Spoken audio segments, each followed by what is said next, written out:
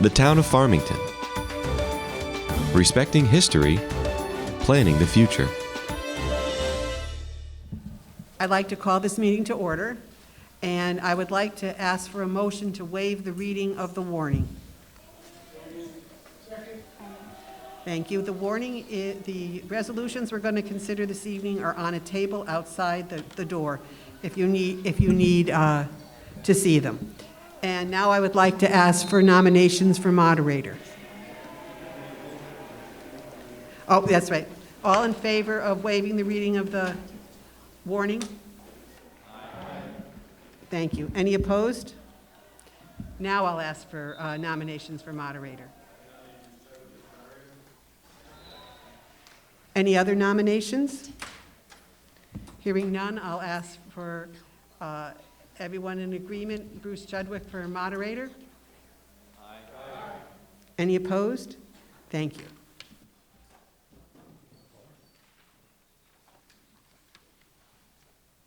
Good evening, everyone. Before we get started, I'd like to ask you all to please rise.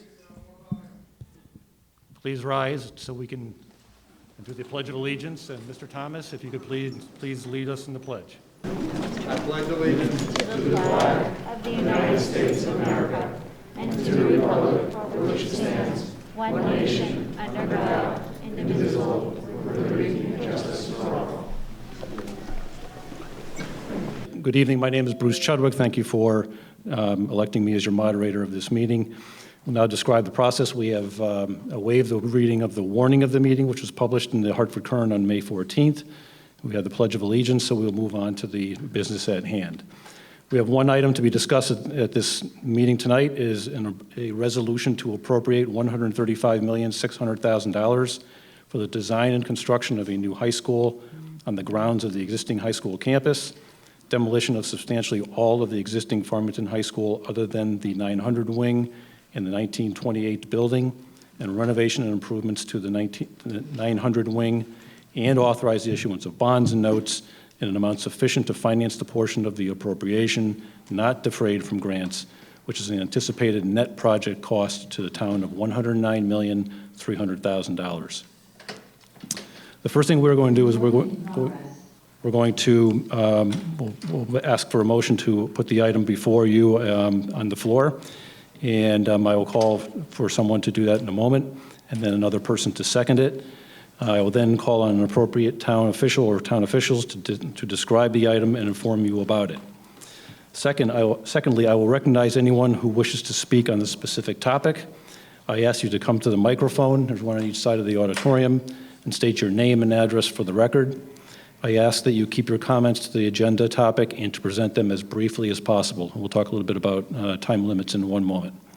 If you have a question, please direct the question to me as your moderator and indicate whom you would like to answer it. Please confine your questions to the topic under discussion and do not enter into a debate on the topic. If the comment or question is not germane to the topic at issue, I will rule it out of order. Regarding time limits, we have a number of people here tonight and on Zoom that I'm sure want to provide public comments or ask questions, and my goal is, as your moderators, to have everyone have the opportunity to speak at least once, and we will then come around a second time and third time if need be. So I'm going to set a 3-minute time limit for the initial round of questions or comments, and that will include responses to your questions. So please try and be as concise and brief as you possibly can so that everybody else that's here and on Zoom tonight will be able to ask their questions or provide comments. Please note that this meeting is also being streamed via Zoom. I will allow those people in person to speak first, and then we will go to the public comment via Zoom. For those via Zoom, please initially raise your hand if you wish to speak. This is older text, but you can call in at this point if we don't fix the Zoom in time. And you will be added to the list. When your name is called, you will have the ability to unmute and deliver your comments. Everyone will have an opportunity to speak once before we open the floor back again for comments again for the second time. Remember, this is an informational meeting only. We will discuss the item on this evening's agenda, but there will not be a vote tonight. The proposal for the appropriation and bond authorization will be decided when you submit your vote by the tabulator at your regular polling place on Thursday, June 3rd, 2021, between the hours of 6 a.m. and 8 p.m. With that, I am going to seek a motion to present the resolution and to waive the reading of the entire resolution, since copies of those are available on designated table outside the auditorium. Is there a motion to put the resolution on the table? It's moved. Is there a second? Second. We have a motion and second. Any discussion on putting the motion in front of you? I'll ask for a voice vote. All those in favor, please signify by saying aye. Aye. Those opposed say no. Motion is carried, and the resolution is before you for discussion tonight. I will now call on C.J. Thomas, Chair of the Town Council, Ellen Sayuda, Board of Education Chair, and Meg Guerrera, Chair of the Farmington High School Building Committee, to begin the presentation before we go to comments and questions. Mr. Thomas.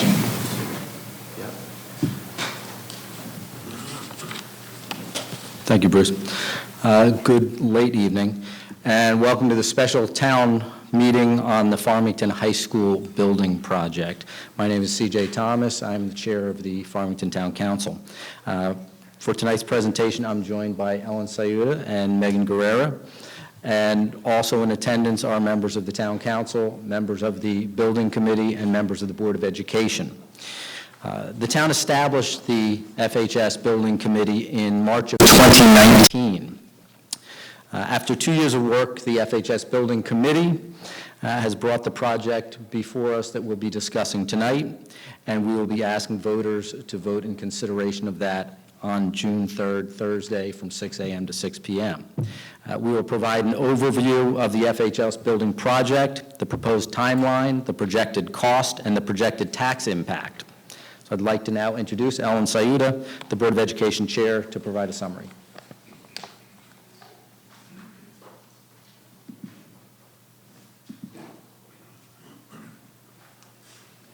Thank you, CJ.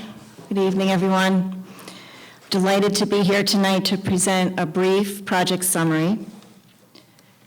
The proposed FHS building project includes design, construction, furnishing, and equipping of a new 3-story high school building of approximately 239,000 square feet. The new high school will be constructed on the grounds of the existing FHS campus.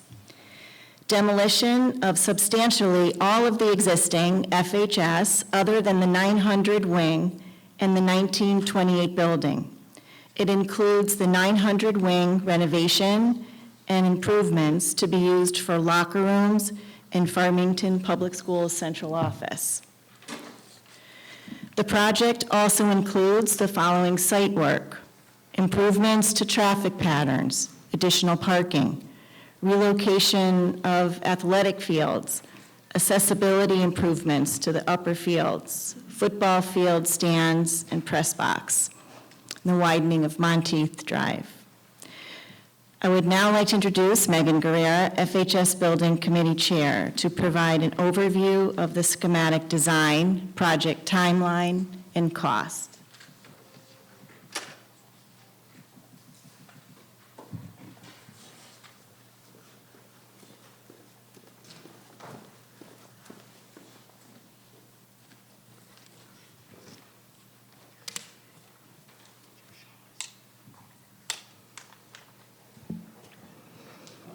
Thank you very much, Ellen.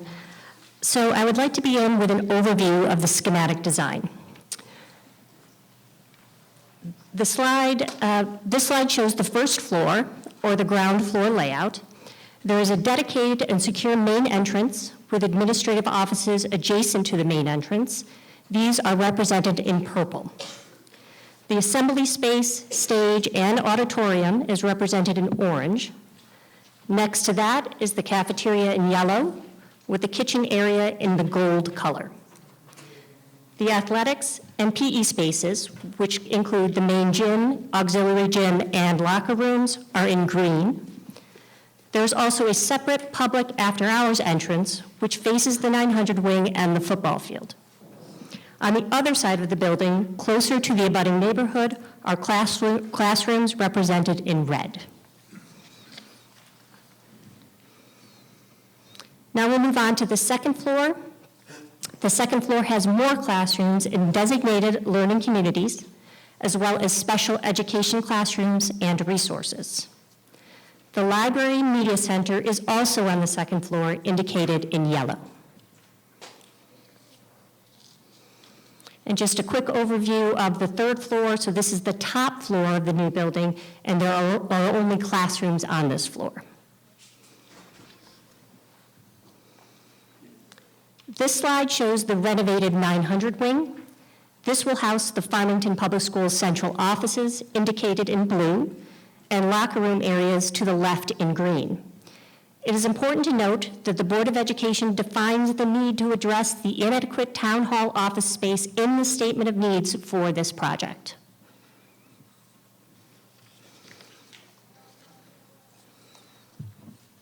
Now I'd like to move on to estimated project timeline. Prior to tonight's town meeting, the project cost estimate and schematic design were approved by the Board of Education on May 3rd, 2021, and the Town Council on May 11th, 2021. Tonight's special town meeting adjourns to a referendum on June 3rd, 2021. Voting will take place between 6 a.m. and 8 p.m. at your usual polling location. The FHS Building Committee, with assistance from our owner's representatives, Construction Solutions Group, will submit a state grant application no later than June 30th, 2021. The application holds our spot with the Office of School Construction Grants for state-funded reimbursements. Upon a successful referendum, the design team will start work on the final construction documents. This process typically takes a year to complete, which will bring our progress into the summer of 2022. Next, the construction firms will be engaged through a formal bidding process, and construction would commence in September following the start of the school year of 2022. There will be no disruption to teaching and learning during construction. There will be a fenced-off section that will be clearly marked that separates the current high school from the building site. Students can expect to start their 2024 school year in the new building following a 2-year construction period. The renovation of the 900 wing would begin in the summer of 2024, along with the demolition of the remaining buildings, leaving remaining site work and relocated athletic fields to be completed by the summer of 2025. Next, we will move on to project cost. The estimated total project cost is approximately $135.6 million. The Town Council set a net municipal project maximum of $110 million for the project, and the FHS Building Committee is committed to delivering a project below the net municipal project maximum. This will be offset by reimbursement from the state of Connecticut, estimated at approximately $26.3 million.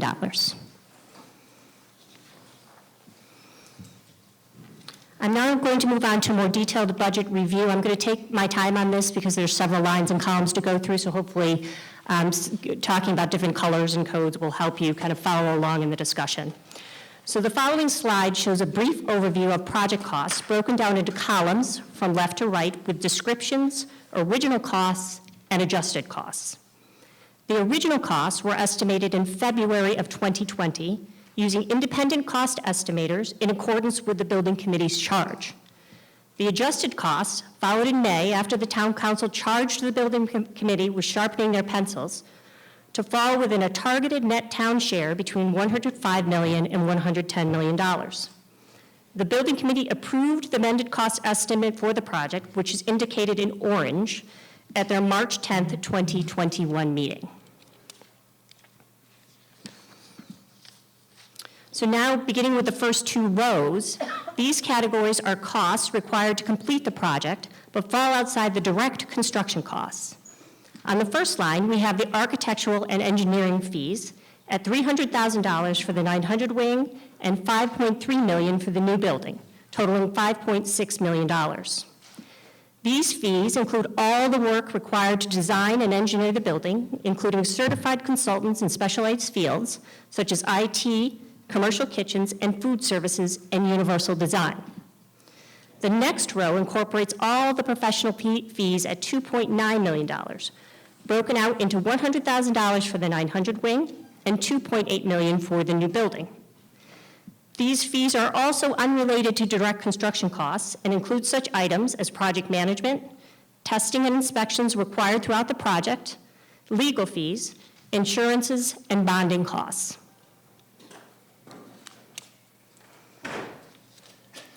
The third row indicates all the direct labor, material, and equipment costs related to the construction of the site, the new building, and the cost to dismantle the existing buildings. The original cost estimate was $120.6 million. After adjustments were made to the scope of work, the final direct construction cost came in at $5.1 million for the 900 wing and $110.4 million for the new building, totaling $115.5 million. Now, at this point, I just want to mention a quick note about the current cost of building materials. On the advice of professional cost estimators, the estimate for FHS does take the escalation rate into account. And while the cost of materials has recently increased for some construction components, especially in the residential sector, actual bids on public school projects recently have been trending downward, probably because major construction companies have been pursuing work so aggressively. This downward trend on public school projects may be temporary, so the building committee has not reduced the recommended escalation rate in the estimate for FHS.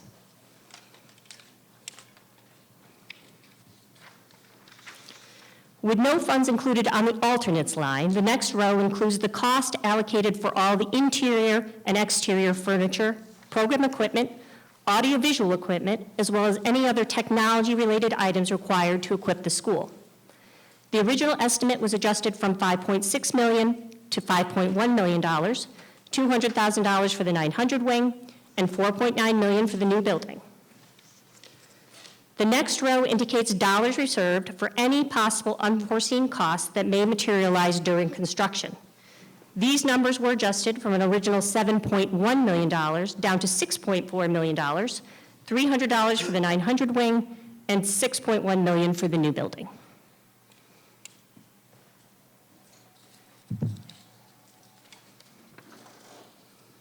All numbers were adjusted to a grand total of $135.6 million, $6 million attributed to the renovation of the 900 wing, and $129.6 million to the new building. Next are the estimated state reimbursement costs. According to the 2021 reimbursement rates, Farmington's rate for new construction is 18.93%, and the rate for renovation is 28.93%. The adjusted reimbursements equal $26.3 million, ultimately resulting in an adjusted net town share of $109.3 million, or $4.3 million for the 900 wing and $105 million for the new building. The $109.3 million falls within the net town share target range of $105 to $110 million set by Town Council on February 4th, 2020, which you will see on the last line of the chart. So at this time, I would ask C.J. Thomas to come back up to the podium, Town Council Chair, and he will review the projected tax impact.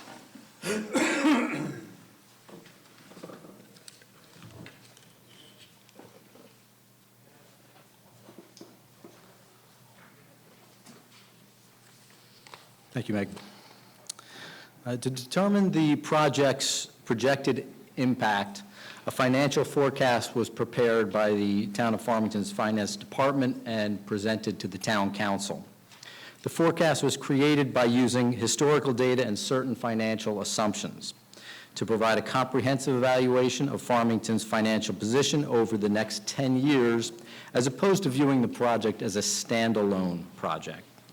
The financial assumptions used in this forecast include, but are not limited to, grand list growth based on historical averages, increases to operating budgets for the town and Board of Education, increases in the capital budget, and debt service for the existing and future debt based off of the town's 7-year capital improvement plan. This includes $2.2 million per year to address the K-8 code analysis and building and ground survey, also known as the Fryer Report. The cost of the project and the impact to taxpayers are two different things. As a result of the ongoing retirement of existing bonded debt, there will only be 5 years, fiscal year 2023 through fiscal year 2027, during which the high school project will increase property tax. The impact or increase in taxes on a homeowner with an average value This is their assessed value of $226,777 is estimated to be $466 in total over those 5 years. That increase remains for the duration of the 20-year bond. Beyond those 5 years, there is no incremental increases to taxes due to the high school debt issues. In other words, after 5 years, the high school is not driving any potential increases in your taxes. I encourage everyone to vote in the upcoming referendum. I encourage your friends and neighbors. We always look forward to a high turnout in any elections or referendums we have. The referendum will be held Thursday, June 3rd, 2021 at your regular polling place. Polls will be open from 6 a.m. to 8 p.m., and absentee ballots are available in the town clerk's office. I will now turn it back over to Bruce Shudrook.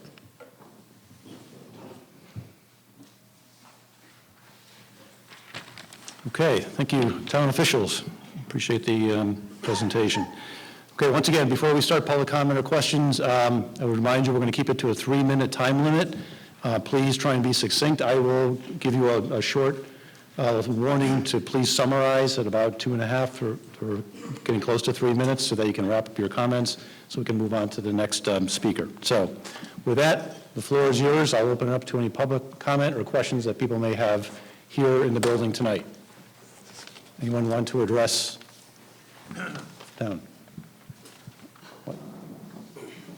Yes. Yes, sir. Peter Jones, 21 Briarwood Road, Farmington. 4 years ago, 5,000 voters told you no.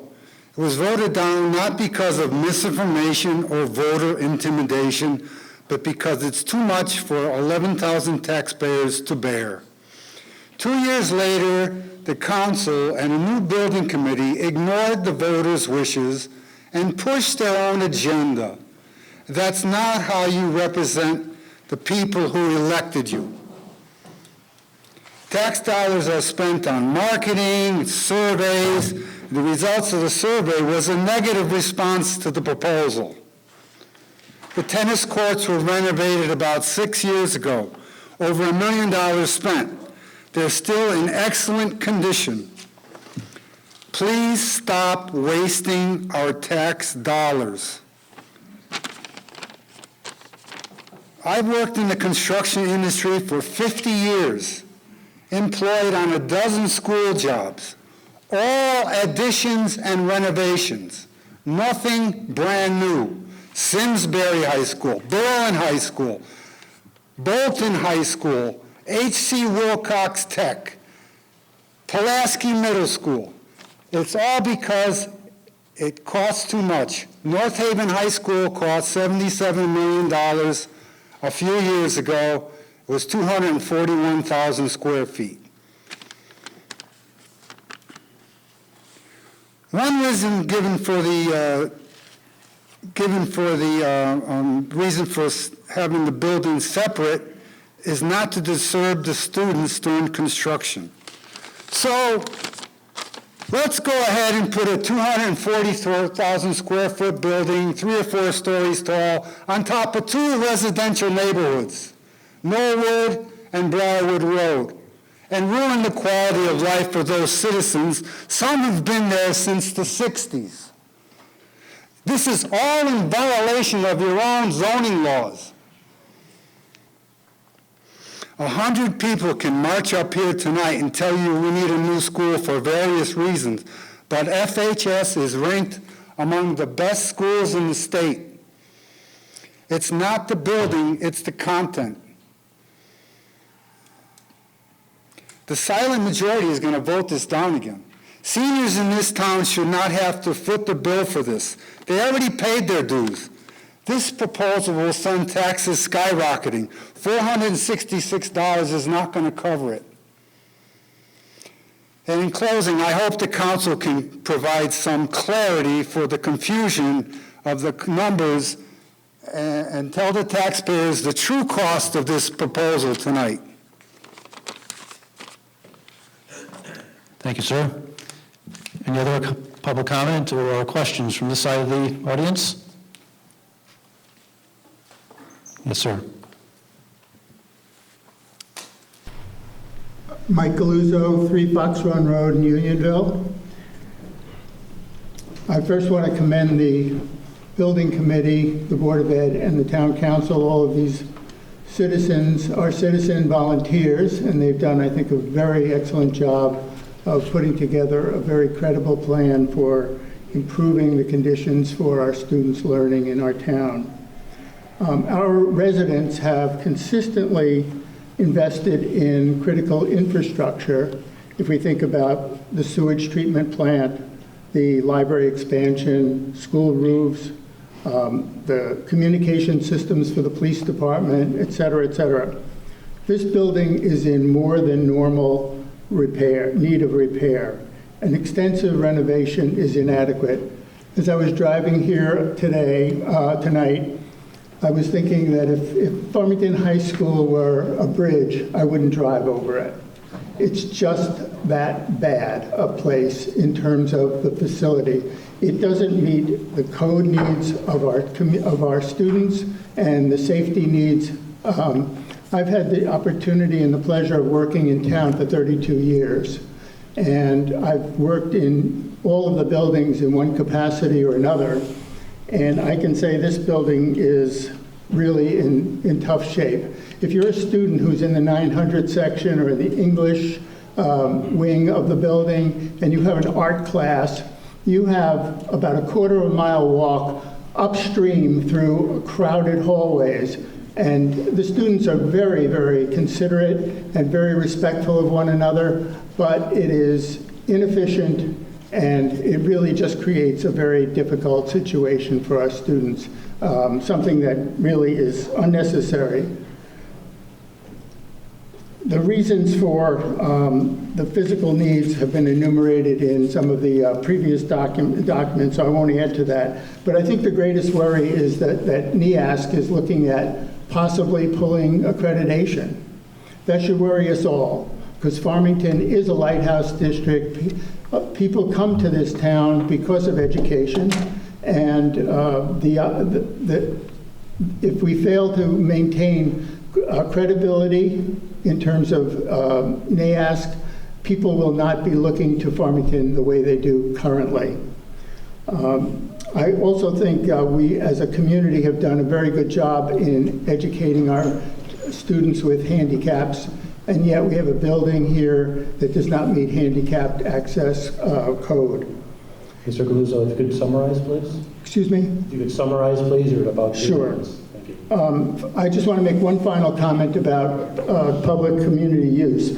I happen to be the president of the Farmington Valley Symphony Orchestra, a community orchestra, and I will tell you that we have wanted to have a home in our community, but could not find one adequate. And as you can tell in this room, there's not even a seat next to where I was sitting, and many of the seats are very painfully uncomfortable. We need an auditorium and music facilities that are equal to the quality of the student performance and the teaching excellence in this community. Thank you. We will be voting yes. Thank you for your comments. To the side, over here. Yes, ma'am. Hi, Emily Collini of 30 High Street. I am here tonight to express my support for the Farmington High School building referendum scheduled for June 3rd. As a parent with 3 children in the public schools, I have followed the progress of the FHS Building Committee with great interest. I watched and listened as the FHS Building Committee completed an in-depth, methodical, and lengthy review process before recommending a comprehensive solution to the issues at the high school. Now it is up to the voters. Without a majority of yes votes at the poll, this new high school will not become a reality. So I urge my fellow residents to vote yes on June 3rd. This project is bipartisan and is unanimously supported by all members of the Town Council, Board of Education, and Building Committee. This project is smart and will end decades of patchwork fixes, utilize energy-efficient systems, offer adjustable classroom spaces designed to adapt to changing educational needs, and won't disrupt learning. Finally, this project makes financial sense. The current financial environment allows municipalities to bond money at low interest rates. The town is poised to pay off some current debt, which will minimize the tax burden to residents. The time is now. Vote yes for FHS on June 3rd. Thank you. Thank you for your comments. Yes, sir. You have the floor. Good evening. My name is Pierre Gerton, 12 Henley Commons, Farmington. I want to speak for a few minutes this evening, and I'd ask the moderator, perhaps if there are individuals who would like to speak for longer than 3 minutes, that we be permitted to speak. This is a significant project. We've been investing time for 2.5 years. And now I don't think it's appropriate to try to stifle or limit the conversation at a very critical time. I'm a little disappointed at the turnout this evening. I don't know whether it reflects an indifference to the project or folks have had all of their questions answered. I don't know. But I'd like to speak this evening mostly about the cost, because I, perhaps like you, have been concerned about trying to understand what the cost is to the individual taxpayer for this project. And I don't believe that a lot of the information that has been shared has been sufficiently thorough for us to understand. Perhaps myself has an interest in understanding it in more detail than the average taxpayer. And if you have interest, I have posted on Facebook in Farmington Talk and Unionville Talks, as well as page 232 of the minutes to the May 11 Town Council meeting, an extended narrative discussing in layperson's terms all of the critical aspects of the financial impact to our taxes. I'd advise you or suggest that you read it if it can be helpful to you. The concern here, and I'm not going to speak as to whether I support or I will vote against. Quite candidly, I haven't made up my mind. Undoubtedly, the high school needs attention. The concern is, does it need what is being proposed? We're being told that it does. We've gone through 2 building committees and 3 sets of architects have kind of given us the same numbers. So if we accept that as perhaps the basis of what our decision revolves around, then the question is, how do we afford it? Because we've had 2 substantial projects back to back, a $50+ million water improvement project, and then now presumably a $109 million high school. And that is my concern. The notion that it's going to increase a person whose home is at the median assessed value of $227,000, only $460 in 5 years, depending on which assumptions you're willing to accept or not, is not terribly off, but it fails to tell you that the $109 million is going to be borrowed piecemeal over the 4-year period before this school is constructed. So if you could please summarize, you're about 3 minutes now, and I'll speak to your comments about extended public comment after you finish. Please summarize for this time. Well, am I going to have an opportunity to speak longer? Yes, you will. In the second go around, you will. Yes. Well, all I'm going to say at this point is the project's going to cost you $460 a year for 20 years.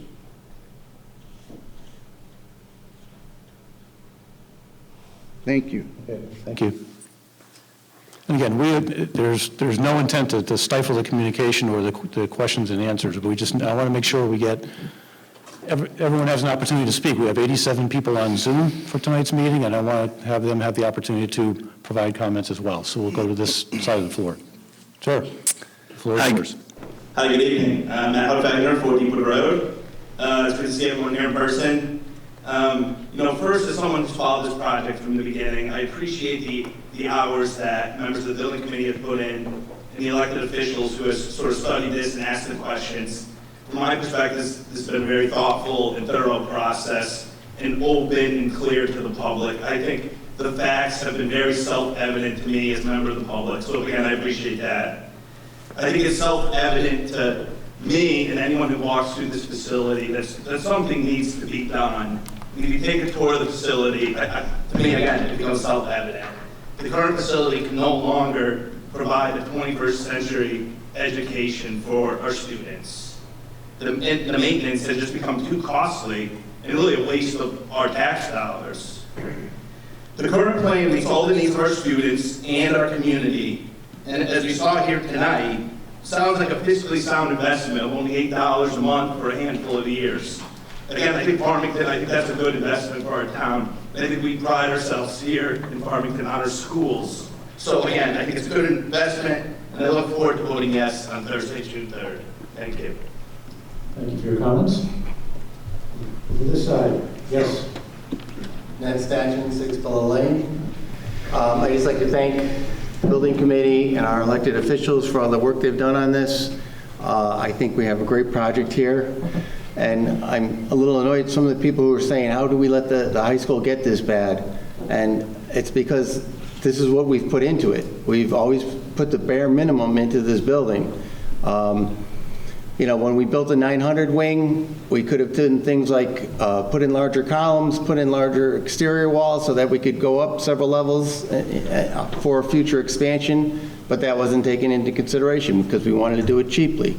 We could have had a bigger cafeteria in the previous remodelings, but we downsized it. So now we have lunches that have to start at 10:50. You know, I listened to my daughter tell her about how buckets have to come out after it rains because the roof is getting so bad. If we don't do anything with this, the problems are just going to continue and they're just going to get more and more expensive. So I think we really need to do this now because with interest rates as low as they are, this is the right time and this is what we have to do. And please ask my neighbors, you know, if you value the future of Farmington, then this is what we need to do. Thank you very much. Thank you for your comments. Over on this side. Jack Resney, 1 Norfolk Gardens. You had a very nice slide showing the projected tax impact. What's missing from that slide is what's the impact on taxes if you don't build the building? That is the true cost to the taxpayer. And that information has not been presented in your presentation. And the other thing is, for me to make a vote on this, I need to know what the deficiencies are in this high school. Is there a paper or some kind of a report that says what those deficiencies are? Would someone like to address that? Meg or?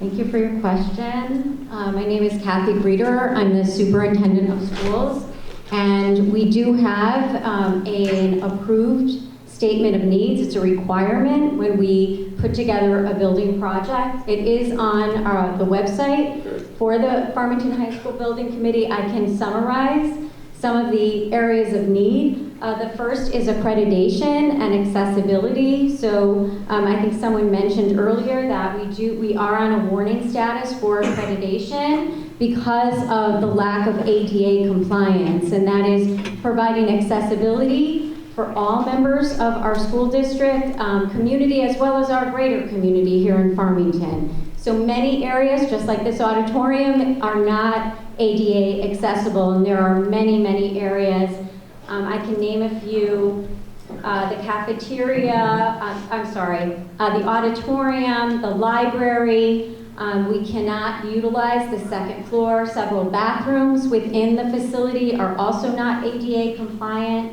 And because of that lack of ADA compliance, we are in a warning status on our accreditation. If we were to lose accreditation, there are many different consequences, including lack of scholarships for our students and our students not being able to get into the most competitive colleges. So I can go in more depth if anyone has a question about that. But as far as ADA compliance, I named the media center, our gymnasium, some classrooms, bathrooms, our weight room, our auditorium, the stage, the orchestra pit behind me, second and third floors of the 1928 building, We do have a elevator to go up in those areas, but it is too narrow. It's actually not ADA compliant as an elevator. And various other spaces. We also have security compliance issues with 23 separate entry points, sightline issues, a lack of private and public separation, and just a very difficult building orientation. And we have a sprawling layout. That is another area of our statement of needs. And this is because it's mostly a one-floor, inefficient facility with many long and narrow hallways. And we know that we've had several renovations in 1952, 1964, 1969, 74, 78, 96, and 2003. And that's what contributes to the sprawling building, is adding on because of enrollment over time. 30% of the square footage in this building is used for hallways instead of instructional space. We could get many classrooms out of that 30%, which would really is in need here, where we've run out of classroom space, given our enrollment. And it also is associated with increased energy costs. The next is educational programming, and this is another reason why we're on NEASC warning for one of the standards, is because the building is actually impacting the quality of education we provide. Inadequate classroom space, overcrowded study halls, an undersized library, inadequate space for robotics, special education, science labs, and performance spaces, a lack of collaborative workspaces in the world we live in today. When our students move on to college and careers, that is essential for our students, and an auditorium and cafeteria that are also undersized given our population. These sections of the building were built at a time where we had lower enrollment. And then the building envelope, code compliance, and energy efficiency are also areas that have been highlighted in our statement of needs. So to get more detail on this, you can certainly visit our website, but generally it's accreditation and accessibility, security compliance, sprawling layout, educational programming, and building envelope, code compliance, and energy efficiency. What about the answer to the other part of my question? The other part of the question was? I need to know the net tax impact. You're giving me some numbers that say we're going to retire bonds, we're going to do this, it's only going to be X number of dollars. If we didn't build the school, then I assume our taxes would go down. So I need to know the net cost of the school, which is not available in your documentation. Mr. Thomas?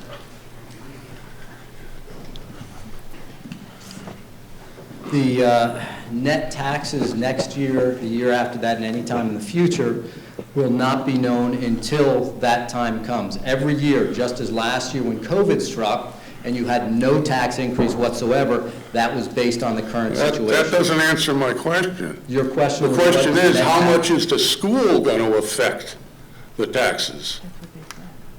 Again, each year we have to look at the situation before us. We can look at our historical average in the town of Farmington, where we have a 3% tax increase, and that's the best I can tell you. I can't tell you what the needs are going to be other than what we've put forth for the capital program. We've mentioned all those, and those are all in the literature that we've That's not an acceptable answer. How much tax impact does this project have? You haven't given me that number. You're giving me numbers. I'm going to tell you something that hasn't happened yet, and I can't do that. Well, how can I vote on this? I can't answer that. I can't give you the future. Thank you for your comments, sir. Over this side, and one over here. Gerald Hancock, 5 Westview Terrace, Unionville, graduate of the class of 1971 FHS. I would just like to offer a perspective that if it would be possible, I think I personally would like to go back and thank the residents of the town for providing the 1928 building back then, and as just was mentioned, the 1952 and 64 and 69 additions. All of the students that came after those years benefited from those structures. and they served our community well also. So as we go forward into the future, I would like to think that in 25, 50 years, or 100 years, as the 1928 building is approaching, the residents then will thank us now. And I think it's well deserving that we do think of the future and we accomplish this goal of providing what is standard and expected for education in our communities and here in the town of Farmington. Thank you very much. Thank you for your comments, sir. And over here, yes. Thank you. My name is John Silver. I'm 70 Peggy Lane. I'm here just to express my support for the project and also the tremendous job that I feel the committee has done. I remember being at the last town meeting, and one of the major criticisms of that process was the lack of transparency and the lack of knowledge about what was going on. And even for somebody who ended up supporting that last project, the price tag did shock me, as did just having it sprung on me, I felt like, at the last minute. Well, this is something that we've known has been 2 to 3 years in the making, and when I look back at this 1928 building and I look at these tiles and almost falling at once right there, be careful everyone. One of the things I like to think of is, as the gentleman just said there, is 100 years ago somebody decided in this town to build a high school because they needed it. And I'm sure they had to pay taxes to fund that. When I look at my support and I look at the statement of needs, there's several things I want to highlight that really bother me about the condition of the high school and why I strongly support and urge you guys to do it. The first one is the effect of special education students. My wife is a paraprofessional here at the high school. It's her first year doing that. And one of her, she deals with a lot of these special education students. And I asked her today, what was some of the impacts they have? And the first thing she said is, well, they can't get to the second and third floor of the 1928 building. There's classes going on there. They can't take pottery. She didn't know where they go to the bathroom, how they manage that. That's unacceptable. I mean, you can't just repair the building or make it unusable. Now we have wasted space. The other thing, every time it rains, she has to dodge buckets in the hallway. I think I saw something on Facebook, is they had a water siphoning off one of the tiles into a bucket so it wouldn't get on the students. I worry about the asbestos from the 1928 building, the 59 building, and 5 other previous renovations. That's things I'm very concerned about. And so then you convinced me that you need something to build and we need a new school. So now it comes to the cost. And my daughter's a freshman here. My son, she may or may not benefit from this new high school. My son will likely benefit from the high school if it's approved. So, as a parent, I get it. I'm going to at least see some kind of, my children are going to use it. But I also have a mother in this town, a young widow who has to live a long time on a fixed income. And, one of the things that concerns me is taxes in the future. And I just like to say that this gives us tax certainty. We have tax abatements that are possible for some seniors, and I'd like to hear more about the town from the council members if that's something they want to expand. And number two, I'd also like to see more investment, and more emphasis on some of the deficiencies in the school, and really get out to people who don't understand how difficult it is for some of the students to go to this school to navigate the condition of the building. Thank you. Thank you for your comments. Over here. One sec. Mr. Thomas? I would just let you know that at our next council meeting, we will be having a public hearing for tax abatement to address just that issue. Yes, sir. Yes, Mr. Moderator, George Ryder, 9 Glenmore Drive, here in town, obviously.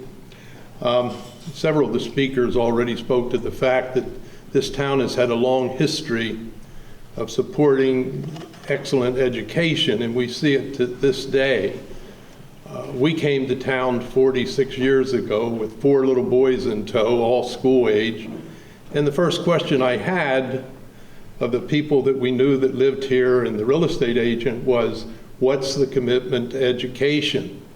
And had it been anything other than what we were told and what we witnessed, we wouldn't be here. And I think there's a number of families. I don't know of everybody's personal situation, but I can tell you that our home is probably the largest significant dollar that we have. And people do move here because of that. And I think it's important for that reason, and maybe it's a tad bit selfish, but in that way, we all look at someday having the home as a very valuable asset. I think it was the chairman of the council that used the analogy of the old car. We all have had one where we keep putting money in, money in, money in, and ultimately you reach a point and say, hey, wait, it's time to get a new car, and I think we are there. The other thing is, you know, sometimes when these proposals are made and they're spoken against, people imply that perhaps there's people in a dark back room.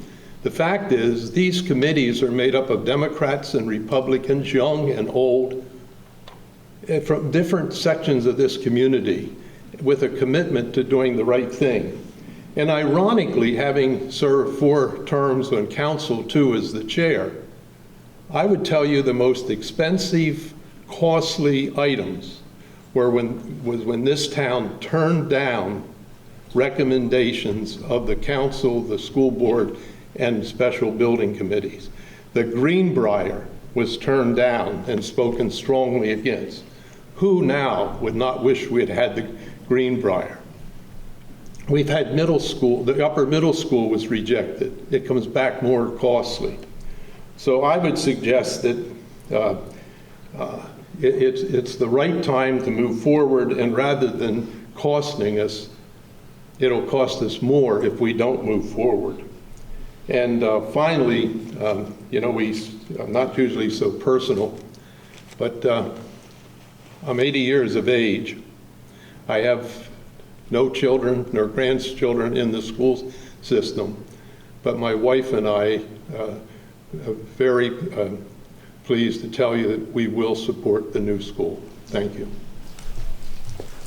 Thank you for your comments, Mr. Ryder. Over the side. Yes. Dorothy Raviel, 25 Munson Road.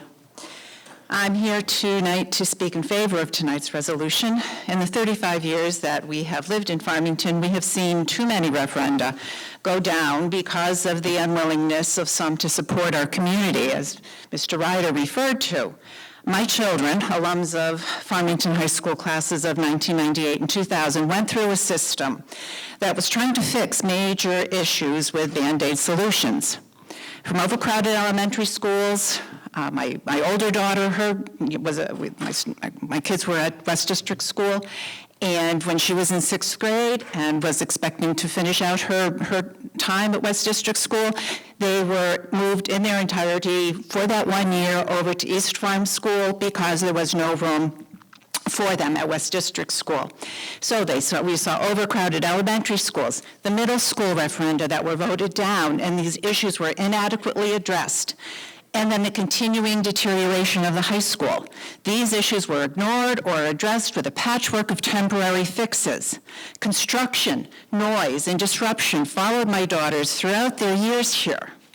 Now, I have 2 grandsons who live in town, and in only 5 short years, the oldest will be crossing the threshold of Farmington High School.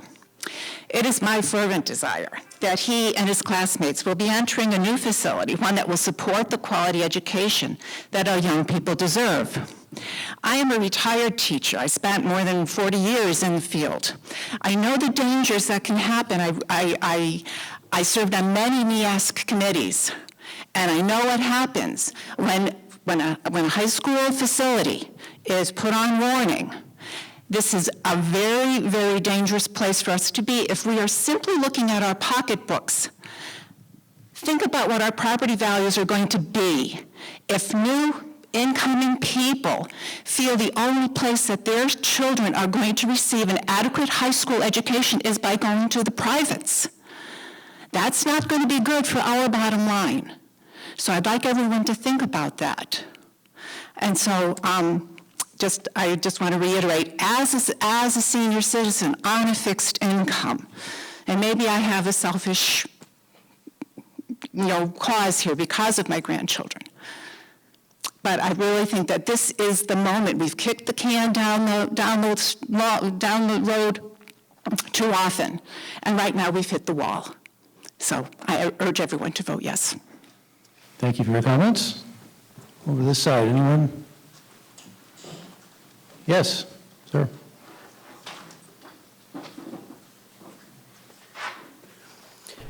I'm Rakesh Kansara, 74 Alpine Drive.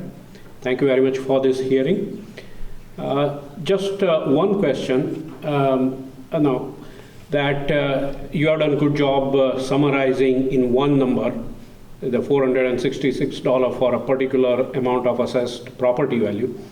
It would be very helpful, and probably it would answer some of the other questions people have, is that what are the assumptions that have gone into that?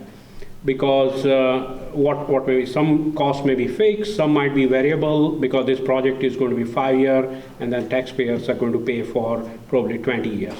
So what can change? But if there's a little bit of a transparency there as to how that average number has arrived, that would be very helpful in making decisions. Thank you very much. Okay. Would anyone like to address that? Town official?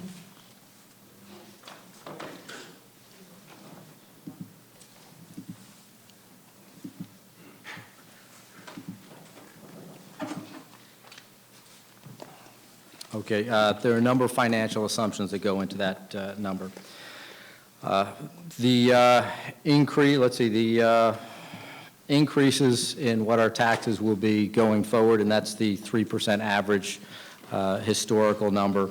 The pension contributions, we're projecting to increase those by 11.35. Our debt service, including that $2.2 million that goes into the K through 8 schools, according to the Fryer report. And this bonding issue. Also, we're assuming interest rates. We've assumed higher than they are right now and higher than we could achieve if we went out to bonding right now. For the sake of this discussion, we assumed 4 different bonding issues, the first one being at all for 20 years, by the way, over the course of 4 years. In 2022, issuing bonds for 2.75%. In 2023, 2.85%, in 2024, 2.95%, and in 2025, 3.05%. And again, if we were going out to bonding right now, they would be significantly lower than that, so we've built in expectations. We also have an assumption on the grand list. We assume that will increase 0.69% per year. We're using historical average on that. That's our 10-year historical average. Personal property is projected to increase 3% per year, again, our 10-year average. Motor vehicles, 1.79, and revenues. The non-property tax revenues is, again, based on a 10-year rolling average. So all we've done is looked at what has happened in the past and used that as our forecast going forward, which is, quite honestly, the best we can do at this point. And we've tried to be very conservative in those assumptions, so we are, with the interest rates, assuming higher than we would be getting likely right now. Thank you very much for that. Would that information be viewable somewhere on the website, or would it? On the project cost page. Okay. On the building committee website, there's a project cost page with that full financial forecast available. Thank you very much. You're welcome. So that information is available on the town's website and the project cost page?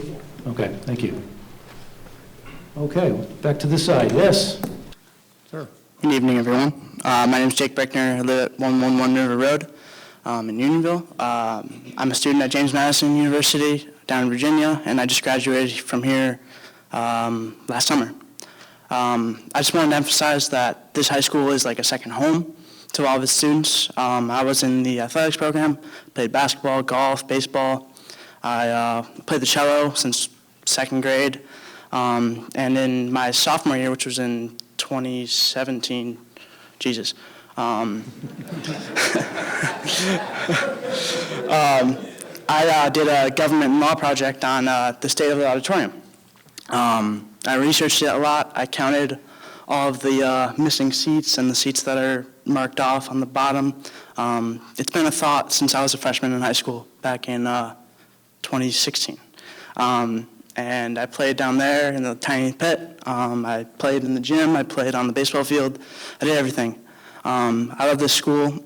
I was notorious for always being here, working at basketball or lifting upstairs or, just doing other organizational stuff. Senior year, I did an art leadership capstone, and I also looked at how kids my age or young adults could influence a town referendum and, actually have a say while voting. And I don't think there's a better opportunity than June 3rd. So I'm going to do my best to get more graduates and seniors that are graduating this fall, summer, to vote on June 3rd. Thank you, guys. Your comments, please. Yes, on this side. Good evening. I'm Nancy Nickerson, 45 Farmington Ridge Drive. First of all, I want to start by thanking the Board of Education, thanking the council, Kathy Greeter, Kathy Egan, and most of all, of course, thanking the building committee. Thank you for bringing this back. It's not something that it's something that you realized, we realize as a town, is absolutely necessary.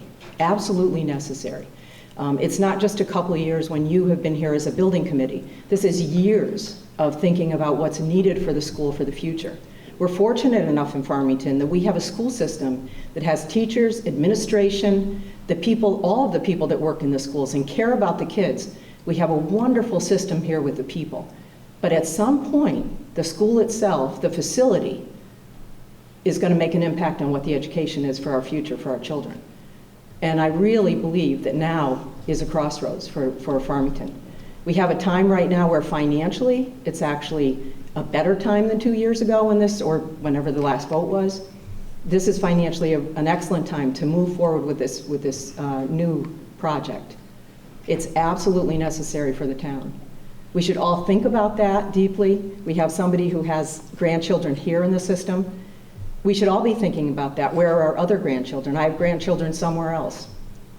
What would I hope? That the people in the community step up and say, this is what we're going to do for our community, for our neighbor. Whether you have children in the school system or not makes no difference. You can see I'm certainly a senior now, white hair. But everybody in the school, in this school, loves the school. I went to school here, 72 graduate. Jerry spoke, 71 graduate. We've done things over the years, little by little.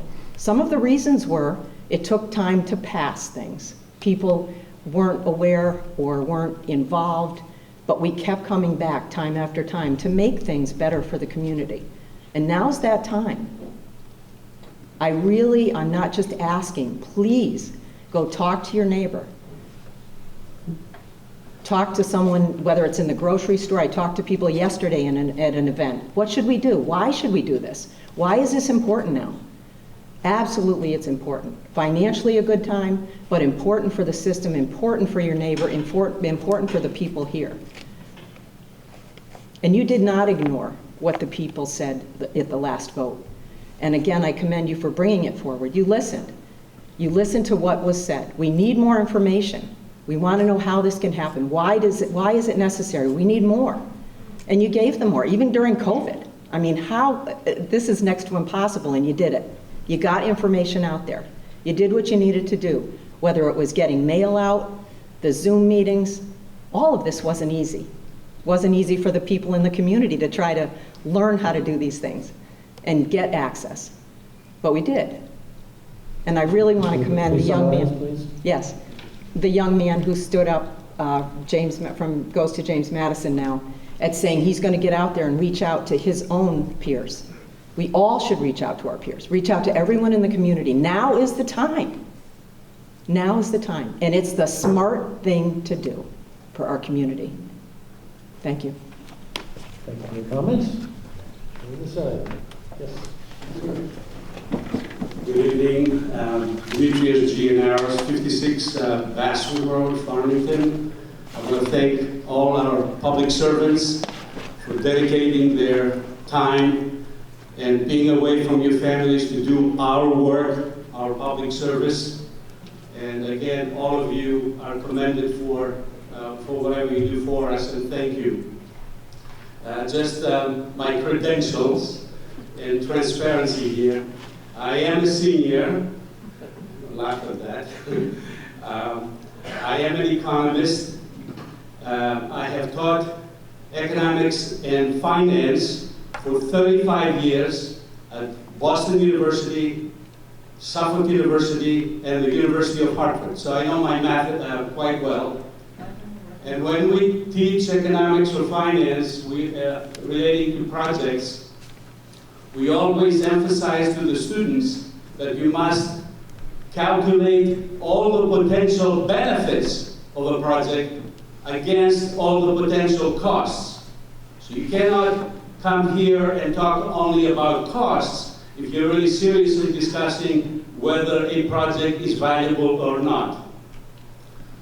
The other thing you must do is, what would be the benefit or cost if we don't carry out the project? Because there are costs to our town if we don't do what we are proposing to do tonight here. And there are less benefits, obviously, because the benefits in doing this are not only that we will improve the facility and make it better for our students, but it will improve the quality of education over time and be an attractive place to all potential buyers of homes and for that matter, businesses in town, because we will have a better educational system that will make our home values higher than otherwise would be the case if we become a basket case in terms of quality of education for high school education service. On the cost side, don't forget that if we don't build this building,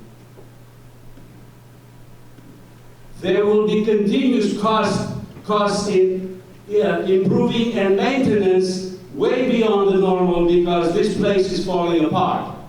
In 1993, you elected me on the Board of Education. I went after the bus contract that was charging $600,000 more than they should be paid and fired them, literally. And some people are present here, they would tell you that's exactly what happened. Because I hate waste. I hate waste. Mr. Gianaris, if you could please. A couple more statements and I'll be done. Then you elected me for 8 straight terms to the State House, to the State General Assembly, as your state representative. Ask anybody at the Capitol, who was the #1 fighter of waste, and who was the person who actually killed the football stadium downtown that would have wasted $1.8 billion of taxpayers' dollars. It was me who led the effort to kill that and avoided to make Mr. Kraft wealthier than he is. So I'm giving you all these credentials, in a sense, to understand that I'm very serious. And I'm telling you that this is a project that must take place. I'm in favor of it. I have had my 2 sons go to this school, and back in 1993 we were talking about how bad the building is, never mind today. I commend your recommendation. It's we are overdue in terms of building a new high school, and I think the design and cost is very fair, especially since we will be taking advantage of low interest rates. Wait 5 years, 10 years from now, and you'll be paying double the amount because of higher interest rates if you do the appropriate financial calculations. Thank you. Thank you. I'm all done. Thank you. Yes, from here. Hi, my name is Steve Lamoureux. I live 86 Knollwood Road. I have a very unique perspective.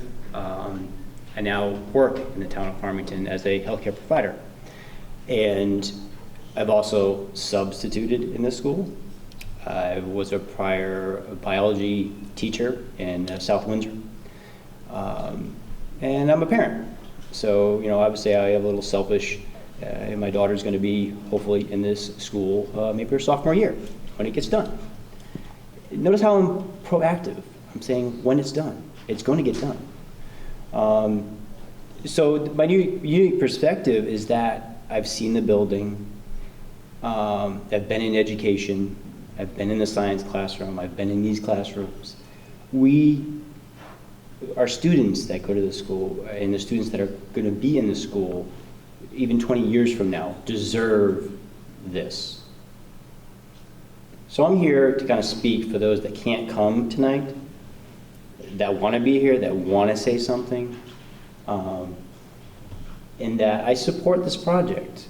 Yes, it's a large price tag, but I learned a long time ago in social studies, civics class, that it's my civic duty when I'm a citizen, when I live in town, that I'm paying taxes to hold people accountable. Yes, that's what we did.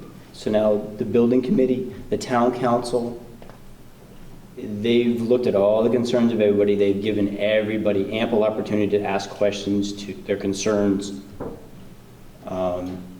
So if somebody comes up at this point and says they're not familiar with what's going on, I don't know how. I really don't. I've gotten bombarded by information. So please join me on June 3rd in voting yes for this project. Thank you. Thank you for your comments. Rear, yes. Hi, my name is Patty Picard. I live at 11 Tanglewood Road in Farmington. I do support this project. I want to make that very clear. My children will not benefit from this. They are a class of 22 and 24, so they will miss out on this building, but I still support it. I think it's necessary for the school system, for the town, and for the children of our town now and in the future. I do have a couple questions I just want to highlight, and I apologize if you already talked about them, but there's some things that people have been saying to me when talking about it in town, so I just want to make sure that you are sharing that information tonight, even if it's again. What happens if we don't get the state reimbursement? A lot of people are concerned about the state doesn't have the money to put up their share that we're hoping that they will. So what are our plans if the state doesn't pony up, if you will? So are you going to scale back to that 110?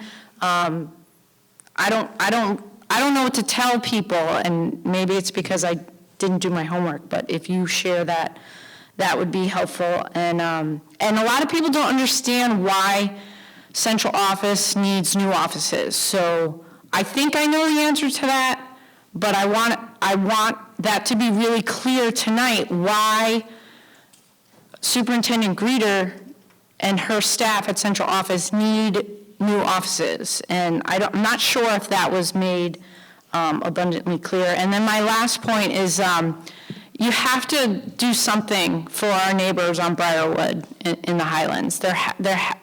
When this gets passed and when you go to that next phase of looking at construction, you need to really consider our Farmington neighbors who are going to be the most impacted. And my heart breaks for them because they are going to lose something because of this construction. They're going to have a huge building on top of their homes. So when this moves forward, I really implore you to think about those homeowners in the homes that are going to be most affected. Thank you. Would you like to answer questions for? Okay. State reimbursement and central office space, right? Yes, please, yeah.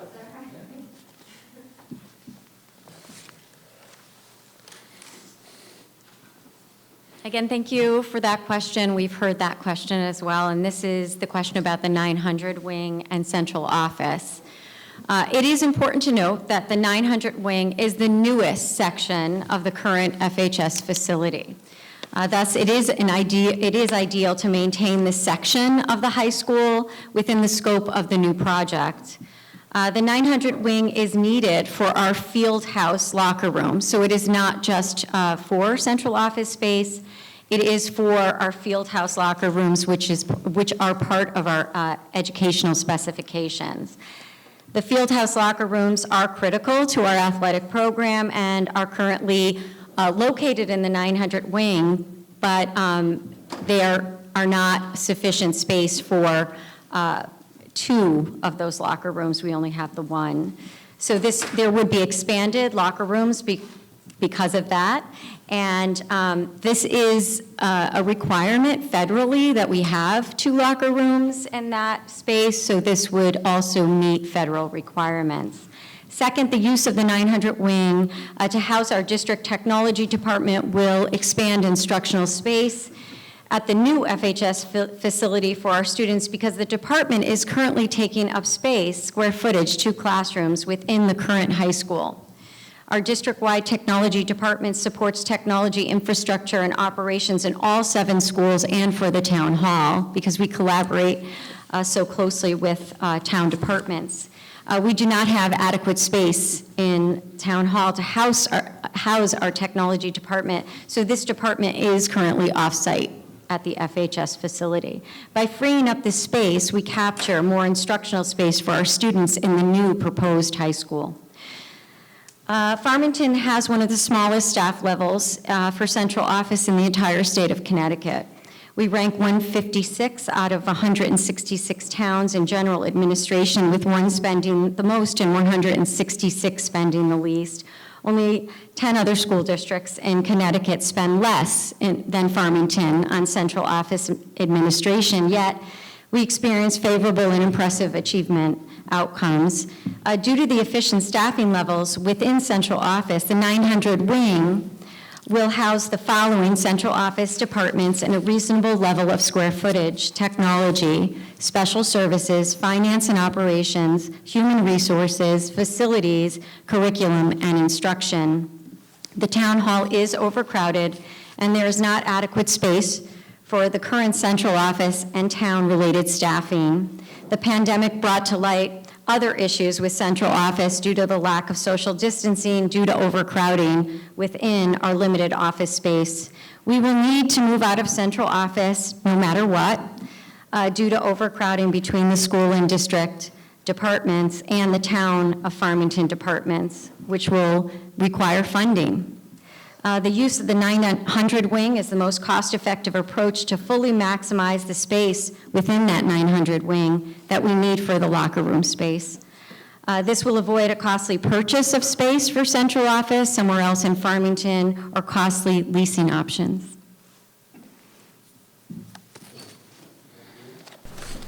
Yes. Talk about state reimbursement?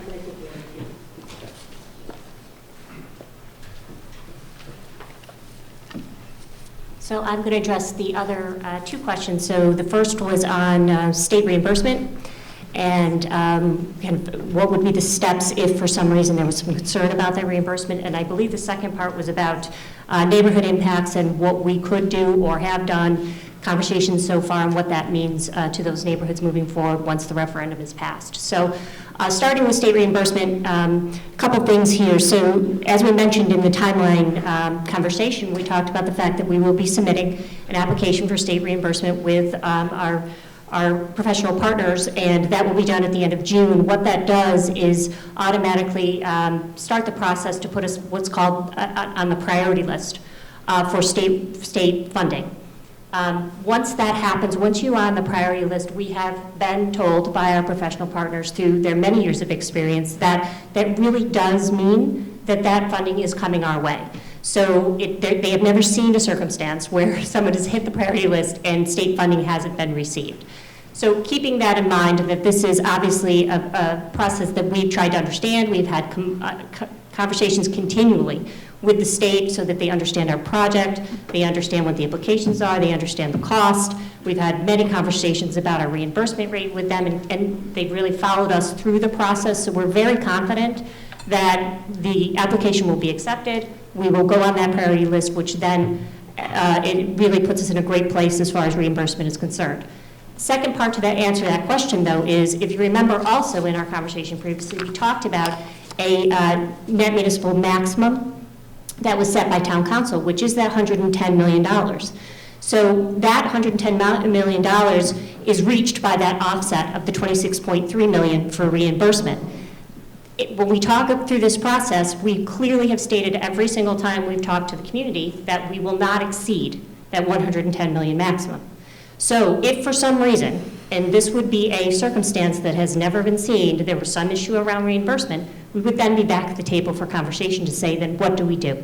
How do we handle that discrepancy in the dollars of that $26 million that is attributed to the reimbursement from the state? So it's really a two-part answer to the question as far as we've done everything we can to place us appropriately to receive that reimbursement, and also there's controls in place as well around the overall cost of the project. That was really something that was part of the committee charge. That was something that was put in place by the ad hoc committee actually very early in the process to make sure we could handle all these situations and make sure that we were keeping on track and staying on budget with the project.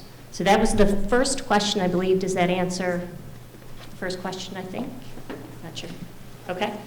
Second one we'll move on to is the neighborhood. So as we answer this question, and as I personally answer this question, being a resident of Farmington for 20 years, and as part of the building committee, and been involved in many of these conversations, all of these conversations, as a matter of fact, over the last 2 years, nothing I'm going to say here is in the effort to minimize concerns by the neighbors. Completely understand, and we've certainly have heard many questions and comments from the surrounding neighborhoods that actually immediately surround the municipal site that the building will be placed on. So keeping that in mind, again, a two-part answer. The first answer is we've done what we could to have some initial conversations with the neighborhoods and say, you know, help us understand your concerns.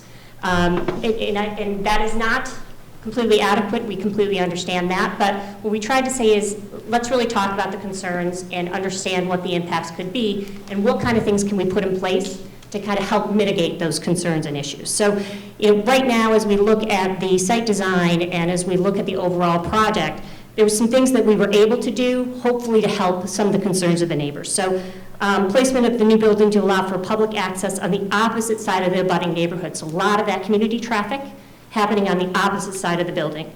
Appropriate site and parking lot lighting. So this is a concern always with neighbors that are very close to this new facility, is putting the appropriate lighting in place so that we're not casting light out where it doesn't need to. So things like that can be part of our design process. Burn plantings along the property line that could be scheduled prior to construction. So again, really kind of putting something in place to help, you know, mitigate any concerns or issues during that construction process. And easy and safe pedestrian access to the current FHS facility during construction. This was a very specific concern we heard from the neighbors, is if all of a sudden you close us off from the existing facility, how do our students and other neighborhood residents actually get onto the property? So we did make adjustments to the overall site plan to make sure that we could accommodate that access during construction. In addition, we've had many conversations with planning and zoning. We've had many conversations about what are the requirements from a town perspective to control noise during certain times of the day, making sure air quality is part of the conversation. So although this conversation certainly doesn't end now, we hope we've started the communication with the surrounding neighborhoods so that we can continue that in more detail as we move through the construction process and make sure that they're really part of the planning and understanding as we move forward.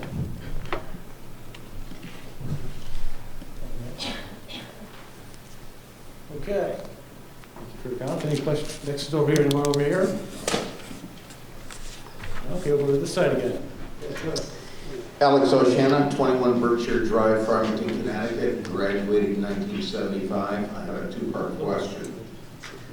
One is, I believe it's Kathy, the ADA certification. Why are we in lieu of that? The second question is, the last project that was done in 2003, it's 2019, and 16 years ago. My ADA question is, the ADA Act came out 31 years ago. Why are we in lieu of losing it? I don't understand that.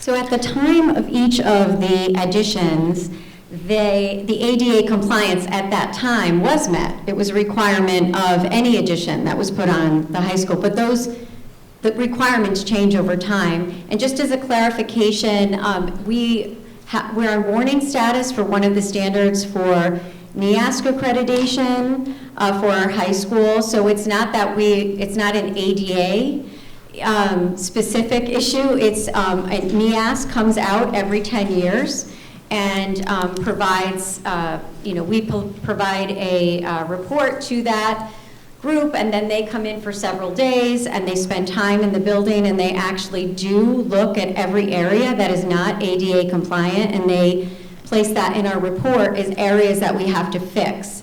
We had many of those areas highlighted in the last report, which was well over 10 years ago, and then in the more recent report. And because we did not address it within the 10-year span from not this last visit, but the visit before, that's why we were put on warning status. So it's two-part as far as the accreditation warning status on one standard. It's both the ADA compliance, which we have not addressed, and I listed some of the areas, so it's a lot of the space within this high school. It's a very costly situation. And the other reason why we're on warning in one standard for accreditation is because the building is impacting the quality of the programming, educational programming here at the high school. So every 10 years, something could not have been modified to keep in compliance? Basically, what we do is when there is a specific issue that's highlighted, we address that specific issue, which is allowable. But certainly, we have a commitment as a school system and a community to create accessibility for all members of our community, including the students here at the high school. So this is something that would require a major project to address all of the ADA issues within the high school. And if you look back on the history of the building committee, there's been 2 building committees, and this has been going on for quite some time. So we've been trying to address these issues within a building committee process. Okay, well, addressing the issues is not resolving the issues. I mean, you can clearly measure that in metrics alone. The other quick question is, the last major project, 2003 until 2019, was the last committee meeting, I believe. So that's 16 years of things that have happened with the building, but I guess what my question is that it seems like the ball has been dropped for 16 years, that the building hasn't been maintained to minimize the cost in the long run. Maybe I'm wrong about that, but and I'm not going to be sarcastic, but somebody had mentioned, well, you maintain a car, then it's time to buy a new one. I drive a 2006 Mercedes diesel. I maintain it well. I would never buy a new Mercedes. They're far inefficient, the materials are terrible, the cost for return on that, it's not a return on investment for me. I think if we maintained it along the line and came out to everybody and said, look, we need to raise another $500,000. We need to do this. Let's do it. Because we'll save money in the long run. Now we're hit with this big bill. I don't understand. Well, I think what Dr. Reeder explained is that the ADA has changed over time, and the town and Board of Education, what they get. I can't understand you. The ADA law has changed over time, and the town and the Board of Education have put monies in the budgets to do certain ADA compliance issues, but not all of them. And we find ourselves where we are right now with a proposal in front of you. So that's the answer. Thank you. Yes, over here. Yes, good evening. My name is Lyman Louie, and my wife and I just recently moved here from Georgia. We were in an area where they added, over the last 7 years, they've added 100,000 people in that area each year. We build a new high school in that area every 4 years. And I can tell you, my hat's off to the building committee and the people who have worked so hard to bring this to you. There are no bells and whistles in this particular institution. This is a you're to be commended, I think, for the plans that you've brought forth.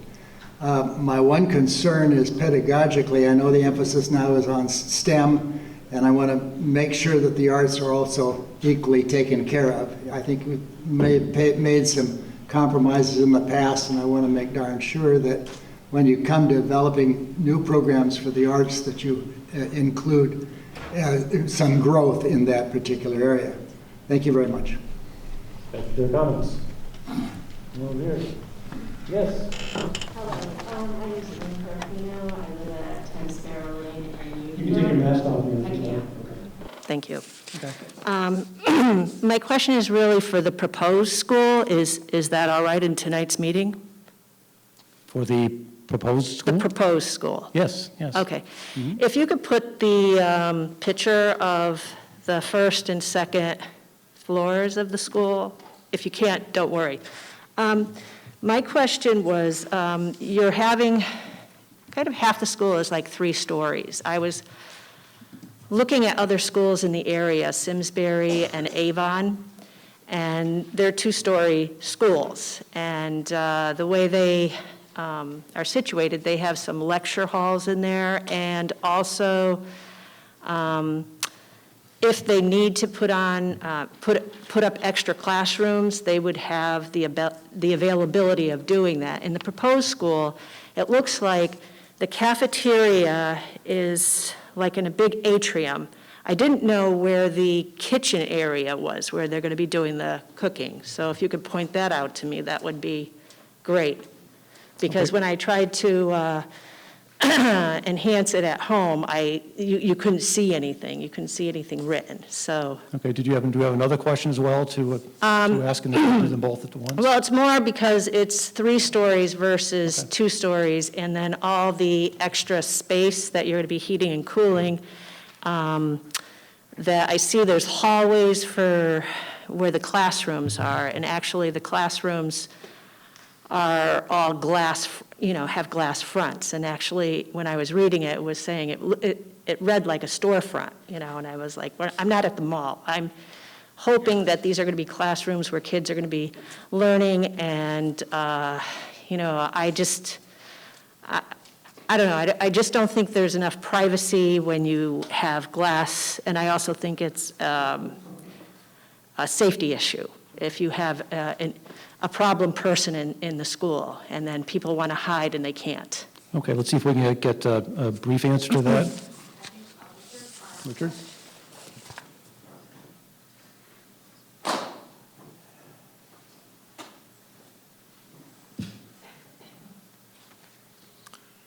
Good evening, everyone. For the record, my name is Richard Sipek. I'm an architect with TSKP Studio, an architect of this plan that you see before you. I don't have controls of the cursor, so I'm going to ask whoever is in the control booth if you could look at the ground floor, which you have done. This is the first floor, and you correctly pointed out that when Meg was making the presentation, that the cafeteria is shown in yellow in this floor plan, and it's located between the gymnasium, athletic areas, and the auditorium. Okay, that L shape then. No, it's just that rectangular shape, the pale yellow. The section to the left, which is the darker yellow, which Meg referred to as gold, but for the viewers at home, I'm not sure what color. Well, the problem at home is the audio wasn't working, so I came here like after 7:30 or 7:38 because sometimes it would, you could hear something and then it would click back out. So You're right. The Zoom wasn't working well. There were some technical difficulties in the beginning, you were correct. Yes. But that one leg of that L, you referred to the L. So you have the vertical segment, that's the cafeteria seating area. The horizontal segment of the L, which Meg referred to as gold, is the servery and the support areas, the kitchen, food storage, and so on. And that extends all the way to a delivery door, a corridor, and a delivery door on the back of the building. So, Okay. But the noise from the cafeteria, when they are in the cafeteria, I guess they have 4 waves, the classrooms will probably be disturbed because of it, because how sound reverberates in, say, like a cathedral type of house. Well, I can assure you that we work with acoustic engineers, and all of the acoustics concerns that you raise will be addressed in the final stages of design. I will tell you also that we have successfully had buildings in this configuration built without a problem. So acoustics is a science. It can be predicted. It's a branch of physics. It is something that can be engineered to make sure that there is no disruption. Is there more cost with having glass versus, the regular partitions you have in a classroom?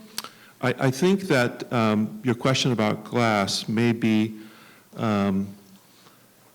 incorrect. We're not proposing to put full glass walls in the classroom areas where there will be selectively chosen in working very closely with the building committee and with the educators to make sure that the glass is not distracting. And it also can be made acoustically separate. Can we speak to the 3 levels and ask that question again? Sure. Let's move on to the next speaker. Okay. We'd be happy to hear the questions, maybe you can meet with Richard. Okay. Some more details, but So the cafeteria is a 2-story space. It's not a 3-story space. It's a 2-story space really because it's a place of assembly, and in order to be comfortable for the numbers of people who will be in there, we do need some height. So there's no 3-story space in the cafeteria area. Okay, all right. It's just the classroom area that's 3 stories. Yeah, it's only the classroom section that's 3 stories. And quite frankly, we have a limited footprint, a limited area on the site where we can place the building. Again, we've done very successfully 3-story classroom blocks in high school plans. And if you can imagine going to 2 stories only, how much bigger that footprint would be. So that's the reason for it, ma'am. Okay. thank you. Thank you very much, Matt. Thank you for your comments.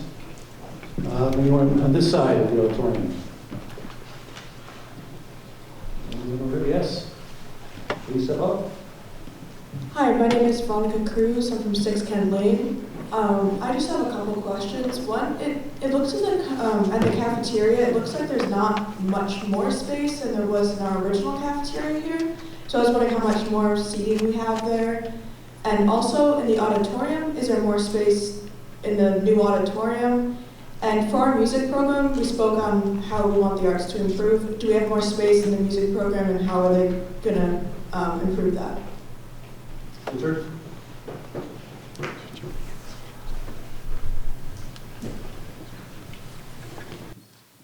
First, let me talk about the cafeteria. The cafeteria is designed so that there would be 3 lunch waves. So it would reduce the number of waves that you have. So there's a greater seating capacity. Unfortunately, I don't have that seating count with me this evening, but it's an increase in size of your seating. The second, I think, had to do with the music program. The auditorium? Oh, the auditorium. So the auditorium, right now, this auditorium can seat 1/3 of the population. In the proposed plan, we're going to be able to seat half the population. So it's a greater seating capacity. Why half? Well, because the state says, we'd be happy to reimburse you, but we're not going to pay any more than half the population. That's the maximum you can do and still meet the state guidelines. Was there a music? Oh, yes. So right now you're suffering from a really inefficient location of the music areas. Ideally, they should be near the auditorium so they participate in productions of activities in the auditorium area. So that's one thing that we're going to correct. in the proposed plan, you'll see that adjacent to the auditorium are music areas. We have accommodated enough square footage to provide instrument storage, climatically controlled instrument storage, which is the proper way to do it. And you have currently some music rooms that are inaccessible, and that's very difficult to correct in the existing building. Very, very difficult. So in this new plan, we're going to be able to have fully accessible music areas. Thank you. Thank you, Richard. One more time over here. I see no one. My good friend, if Bruce, may I just make a couple of comments related to a question that was asked? Demetrius, we were intending on going to the Zoom folks after the first round of comments. That's it. It will take less than a minute. I just want to clarify some question raised about the state funding. The state right now is running, thank you, I'm sorry. The state right now is running hundreds of millions of dollars in a budget surplus. By the end of this fiscal year, which is June 30th, they will be adding hundreds of billions to the reserve because they are collecting more money than they need. Secondly, that's why the governor is resisting any tax increase, because we have more money than we need. Thirdly, we're getting more than $5 billion directly to the state from the federal government, and they don't even know what to do with it yet. So I would not worry about financing. I was on the finance committee, the leader of the finance, revenue, and bonding committee for 16 years. We have a special account for bonding schools. It's usually somewhere around $1.5 billion. So there's no reason why the state would reject a project like this. Thank you. Thank you, Mr. Gironos. Yes. Hi. Excuse me. I'm Marcus Fairbrother, and I live at 12 Candlewood Lane. I'm voting yes on Thursday, June 3rd. I'm doing it proudly, I'm doing it enthusiastically, and I'm doing it for the town. And I encourage my fellow residents to do the same. First, I'd like to thank members of the building committee for spending the last 2+ years carefully and thoughtfully looking at all of the issues with the high school and developing a comprehensive plan to address them. Thank you as well to Town Council and Board of Ed for supporting the building committee and their work. And thank you to my fellow residents who have been involved from the start, back in the spring of 2019, going to meetings and presentations, asking questions, expressing concerns and hopes, for participating in this community project. The problems at the current facility are many, well documented, and very real. In fact, I have on my phone tonight 2 different photos from 2 different students within the last 10 days of leaks in the roof. That is not okay. It's not okay that we ask our students and our teachers to walk around leaks in hallways and classrooms. It's not okay that we tell students, teachers, staff, and visitors who have mobility limitations that there are places in the building they simply cannot go. It is not okay that we're in violation of both federal and state law regarding access and equality. And it's not okay, it's just not acceptable that we're even on warning status for losing NEASC accreditation. None of this is okay. So for those of you who are keeping track, it's not just the Town Council, the Board of Ed, the superintendent, the principal, the staff, the teachers, or the students telling us that we have a problem. It's also the federal government, state government, and the New England Association of Schools and Colleges. But here we are, and has been said by even a member of this Town Council, as a community we face nothing less than an existential crisis. That's the bad news. But the good news is we have a solution. We have a way to address all the challenges we face as a community right now. Not just the high school, but also the needed repairs at the 6 other schools in town, as well as other projects like roads. We have a plan. As a community, we have a solution, and it's as simple as a yes vote. A yes vote is not just a yes for FHS, but it's also a yes for Farmington. So please think about the students, think about your own property value if you want, think about the town, and on Thursday, June 3rd, vote yes. Thank you. Thank you for your comments. This side, anyone? This side? Okay. We're going to attempt to hook in some home. Anna, why don't you stand up so we can hear you and how we're going to work this process? Okay. So we are going to have everyone over Zoom who would like to speak They will have an opportunity to speak. If they do ask a question that needs to be answered, we just ask for a little patience while we have someone come in so that the people over Zoom can hear the answers as well. So we hope this will go as smoothly as possible. If for some reason it does not work, we will take a brief recess and let everyone over Zoom just write in their comments. We hope that will only take a few minutes. And so how is it going to work? Are you going to call on the person? So Devin, who's in another room, is going to call on the person. I'm going to allow them to speak, and hopefully we will just hear it here. Okay, so can we hear Devin now? Kathy, can you just repeat that over the mic?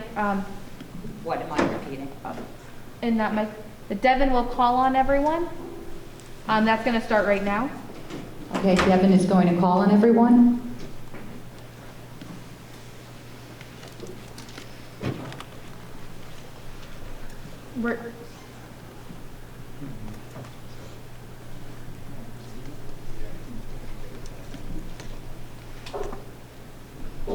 Trying to get it on. Okay.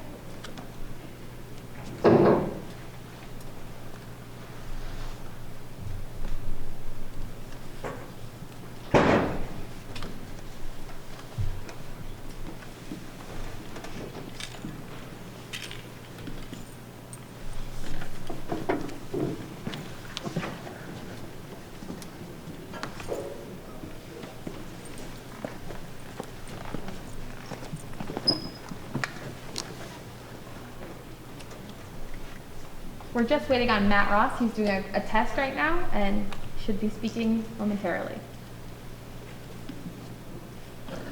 All right, Matt Ross, you should be allowed to speak. Yeah, I just need that quote again. I lost it. I moved away so I didn't get an echo. All right. Next up, we're going to try Sarah Jean Willett. So what's Anna? Yep, just one second. No, there she is.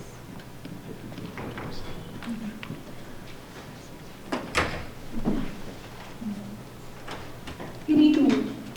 Yeah. My name is Sarah Willett, and I live at 54 Garden Street.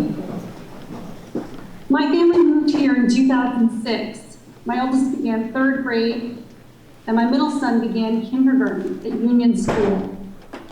I was shocked by the very vocal vote no contingency in this town. Years and years went by as budgets were slashed and cuts were made to the schools.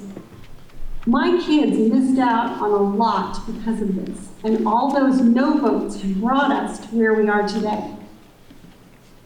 My youngest son will be graduating from Farmington High School next year. We're done with the school system, but I support this building project. I support this building project because of the countless hours Meg Guerrera and the FHS Building Committee worked to ensure that all questions and concerns were thoroughly researched, addressed, and communicated. This is the result they came up with. The Board of Education agreed and the Town Council agreed. There is no perfect plan for something like this. There are always going to be differing opinions over how things can be done, but this is the time to act. Kicking the can down the road is not a solution. Voting yes on June 3rd is the best solution for our town and for generations to come. Thank you for all your hard work. Thank you for your comment. Next Zoom. Thank you. Next up, we have Stephen Kay.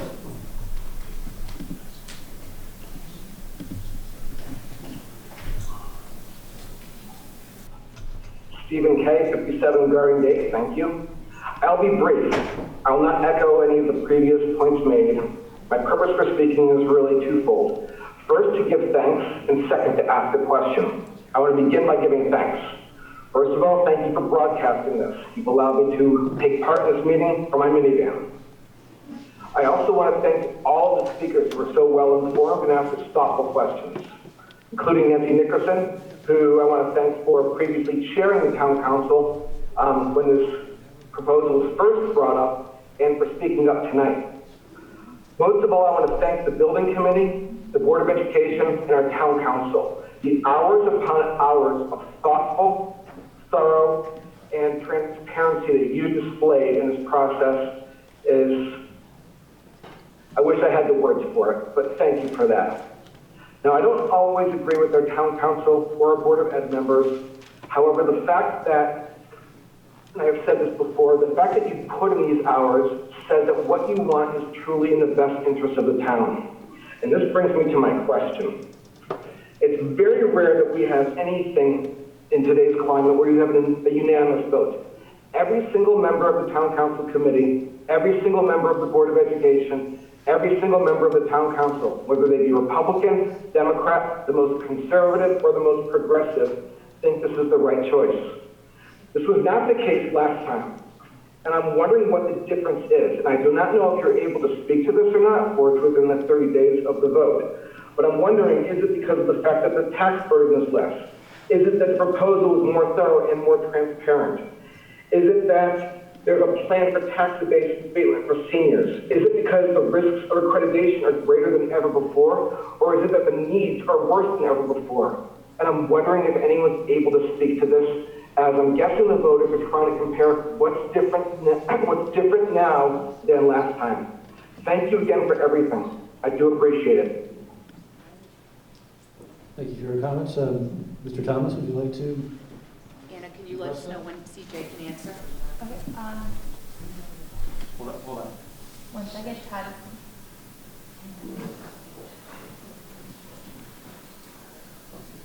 You just wanted to see me standing up here doing nothing.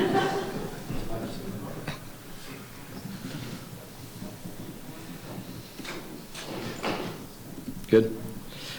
One of the things that happened after the last failed referendum with the previous council was we created 2 ad hoc committees to, one, poll the citizens and find out what it was that led to that no vote.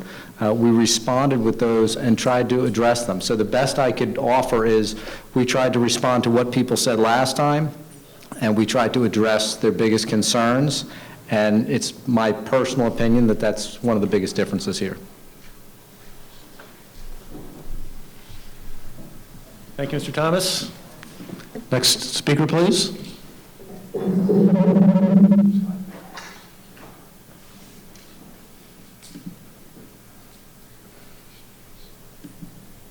All right, next up we have John Shomore.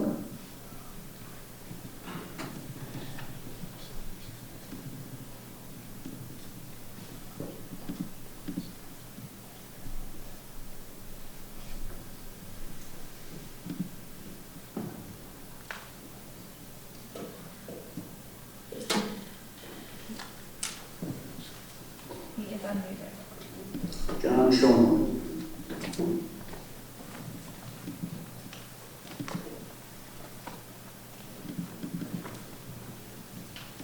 All right, John, we will come back to you in just a minute.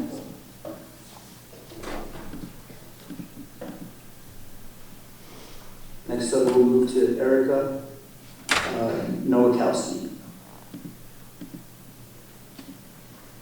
Good afternoon. Good evening. My name is Erica Nowakowski on 69 Coppermine Road. I am voting in support of the new Farmington High School. A new school facility will benefit our community by reducing long-term costs on maintenance as well as operational costs. We can already see what the impact is by keeping the status quo or doing a Band-Aid fix. The cost of the upkeep of the current building can be enormous if we delay this project. By doing nothing, our community is left with a building that is not up to standard and that is not accessible. Again, it is not accessible for all of our residents. The current warning status on our accreditation is unacceptable and should be enough for all of us to support this project. Short-term solutions where quality is compromised will build up problems in the future. We can do better for our children and the residents of Farmington.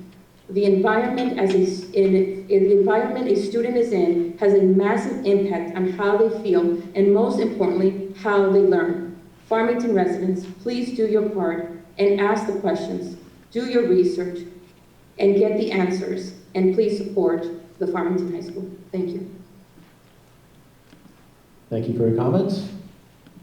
Our next speaker. All right, thank you. Next up, we have John Bailey.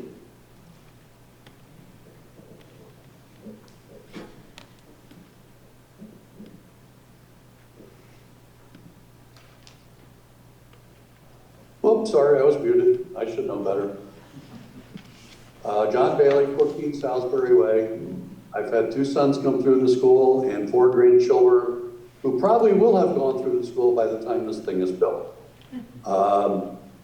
I would add one reason that the thing got turned down the last time, having been in a packed arena there where you are now. When somebody asked the question 3 years ago, is it true Moody's is considering us for downgrade? And after some hemming and hawing, the answer was yes.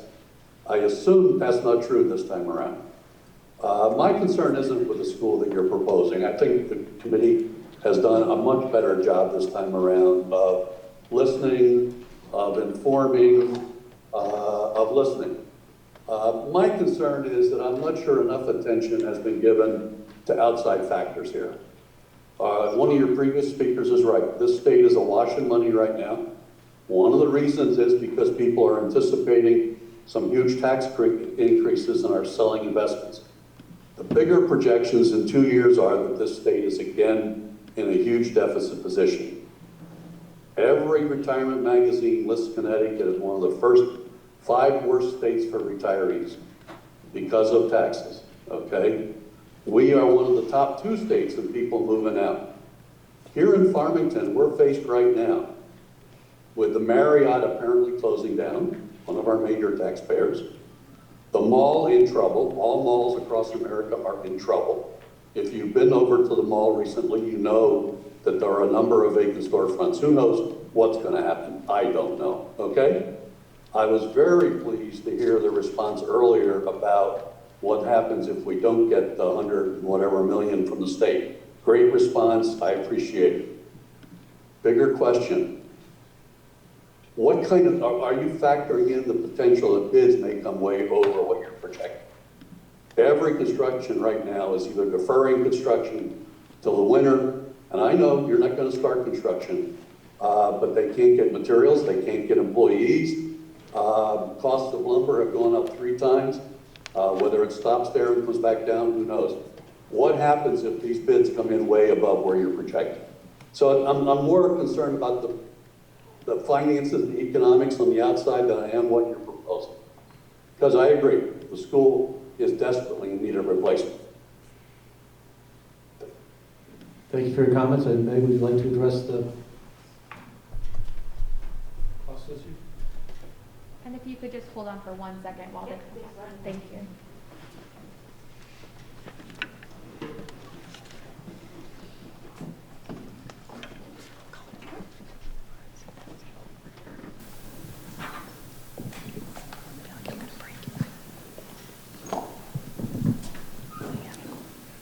You're much taller.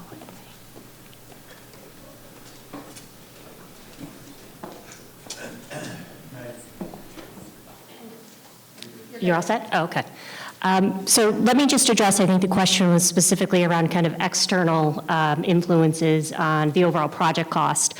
And I think you did actually reference, the caller did reference the answer that I did give around state reimbursement, and obviously that being an external factor to the overall budget for this project. And just to reiterate again, that from the town council's perspective and the directive that was given to the building committee is that we do have a $110 million cap on this project. Again, done very purposefully, listening to feedback, changing a process in order to make sure that we really had a good understanding and a handle on what the cost of this project is and what the overall impact would be for the town. So keeping that in mind and understanding that our job as the building committee and working very closely with obviously our professional partners as we move forward, as well as the educators who will be living in this building and understand what the needs are from an educational perspective, our job is to keep us in that $110 million range. And so there will certainly be impacts, just like any project, that we are going to need to manage. Also keeping in mind that we had a very interesting year We had a lot of things that happened that no one was prepared for. But one of the things we did as a building committee as well is over that year pause that we had where town council asked us to pause our progress in order to kind of assess the situation and what that could mean to the project in the future, we continued to have monthly meetings.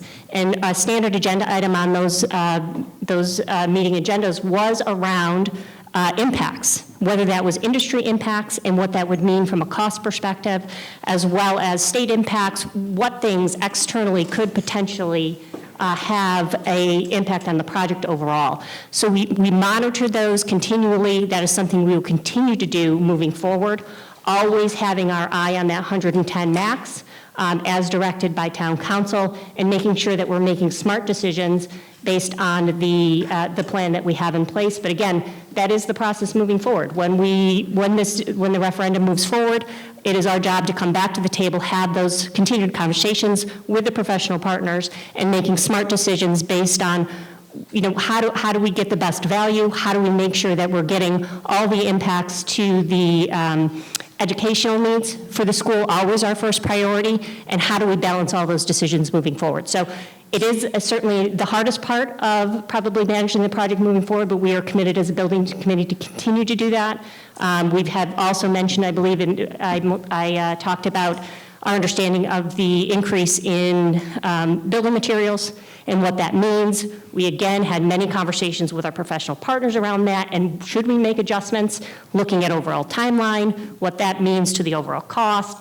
And we decided right now to stay steady and hold with the budget that we have in place because of understanding, we can assess as we go. We understand that we're a year out for building, and we don't know what that's exactly going to mean, but certainly we will be having meetings continually and conversations to making sure we're making the best decisions.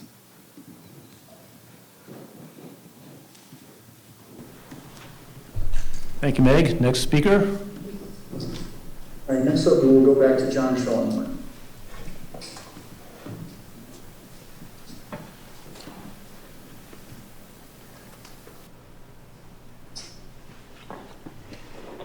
Hello, can everyone hear me this time? Yes, we can hear you. Thank you.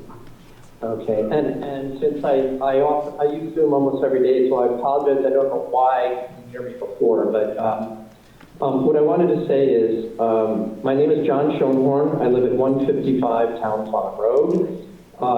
My family, my wife and I, my daughter moved here in 2003. We moved here, we had choice of which town to move to, but we moved here because of the excellent reputation that Farmington schools have. Now, my daughter graduated in 2010, so my wife and Anna is now graduated from college, moved elsewhere, so we really are empty nesters. So I speak not as someone with a personal interest in the high school project as if I will be using it or my children will be using it. But I emphasize that people move to Farmington mainly because of the school system. And people do have choices. And in order to keep property values high, to keep the grand list high, and therefore keep property taxes lower, we have to offer a first-rate school and a school system, and that specifically would include the high school. Even when my daughter went to the high school, there were problems then. The hallways were overcrowded. The auditorium was no better, I think, than it is now. And quite frankly, the problems with leaks, narrow hallways, 40, 50 entrances, and non-compliant ADA areas are problems that have sort of gathered and compounded over the years. So my question is this, I understand there are people who will vote against anything because they're concerned about their taxes, they don't want to pay more taxes, they don't want to buy a fire truck because they'll be very careful with their matches and barbecue grill, or they don't want sewer construction because as long as their septic system is still working, why pay for that? But as a community, we have to think about why people will move here. And so one of the questions, and the question I'm going to ask someone present tonight is, if we do not do anything, in other words, if we reject a brand new school and we just have to maintain repairs and maintain what is necessary over the next 5 years, What is that going to cost? It's not free. It's going to cost a lot in tax money anyway. So can someone address, has there been an estimate of what would it cost just to maintain the things, the new roof, the ADA compliance, if we don't build a new school? Thank you. Thank you, sir. Would someone be able to address that? May I go see you?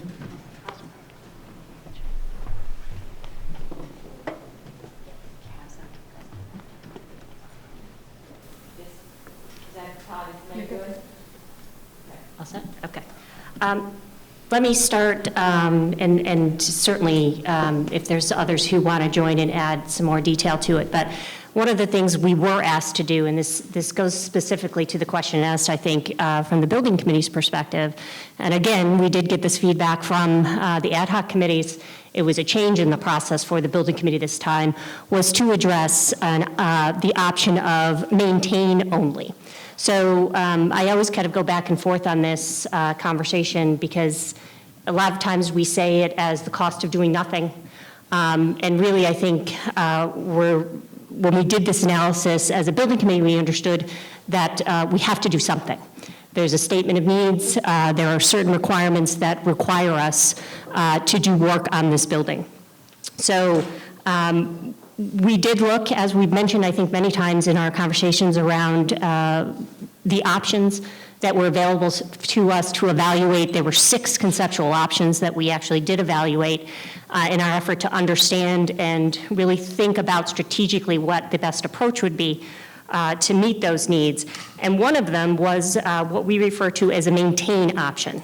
And that was something that was represented to us by TSKP, which is the architectural firm that we work with today.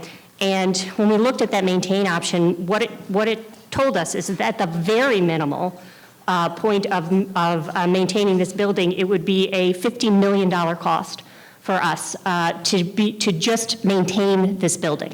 So the best answer, at least initially for this question, is to say that is the minimal impact that we will have as far as cost is concerned.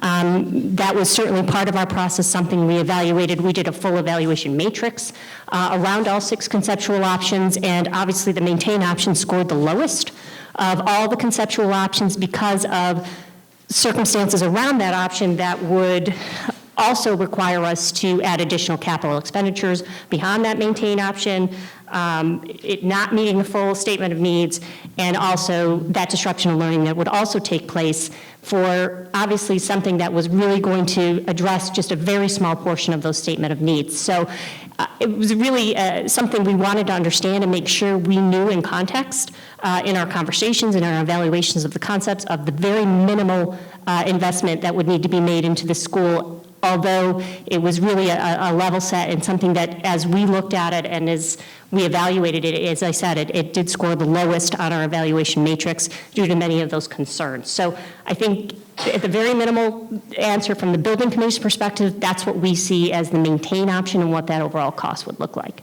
I don't know if there's anything else in addition that wants to be added to that, or, okay. No, 15 or 50? Is that? 50. 50. Yep. 50 million dollars. Yes. Okay. Thank you, Megan. Next caller. All right. Next up we have Jessica Harris.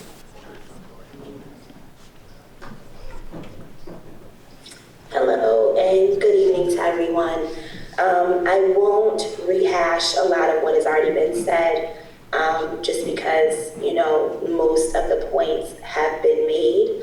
I apologize, let me go back. I'm Jessica Harrison, apologies. I'm at 301 South Road. My mother graduated Farmington High, my aunt graduated Farmington High, I graduated class of 03, my cousins graduated, and my sons will actually be the 4th generation of my family going to the Farmington public school system and graduating from Farmington High School. Unfortunately, because the vote didn't go through the first time, they probably will not benefit from the new building. However, it's an obvious choice to me that this needs to go through for the children and for the community. I do want to thank the town council for coming back and, you know, after the no vote, pushing the issue and coming up with such a comprehensive process and making sure that everybody has access to the information. I want to echo the gentleman that spoke during the in-person public comment that, you know, raised that, you know, we've been bombarded in the best way possible with all of the information. So I'm very, very thankful for that. I do keep hearing this narrative of, you know, making it seem like the building was just allowed to fall into disrepair, and understanding that I'm potentially putting you guys on the spot. I think it would be helpful if information was given on the repairs that have indeed been made over the years. Once again, I'm super impressed by all of the data that has been produced for the town. However, possibly these people have not seen it. And I just think it would be very helpful. I know that when I went to the school, I believe the math wing was new, and I believe the cafeteria was renovated. I believe when my cousins went, the cafeteria was new, and both of those additions are already over capacity, and they're not adequate for what we need. So I was wondering what kind of information could be shared at some point, maybe if not tonight, but maybe put out to the public so that people can see that this has been an ongoing issue, and the reason why we have not been able to do a thorough overhaul for accessibility, for the educational needs for our students and for our teachers and for our community is because of the lack of support with the community, which is why we're here where we are now. Yes, Dr. Greeter will address that question.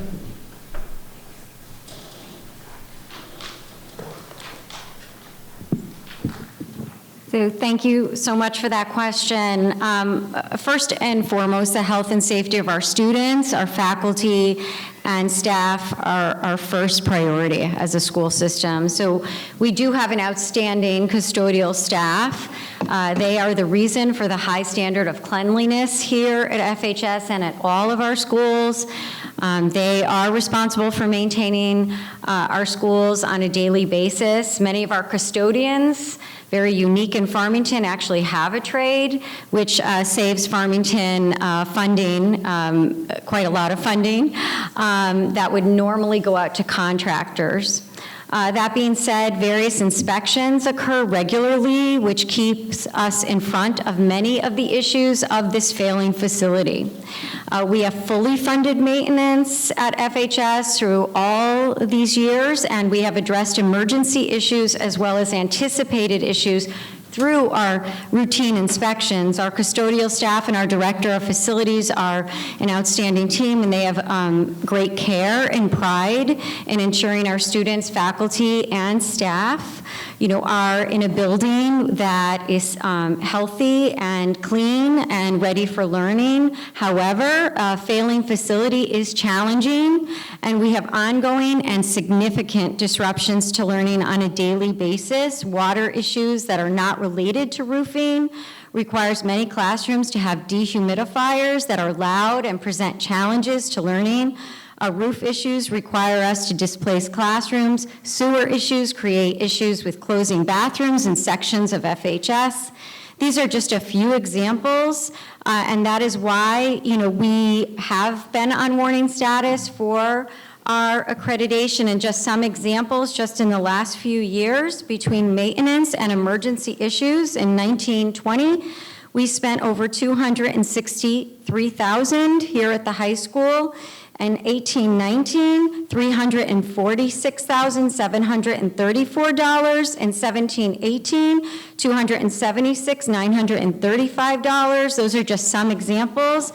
And that's really, our financial system does not lend itself to going back and really, because it's aligned to the state of Connecticut's requirements, it doesn't lend itself to going back. So I would say there are many other costs besides the ones I just highlighted associated with FHS, given the ongoing maintenance and emergency unanticipated issues we face.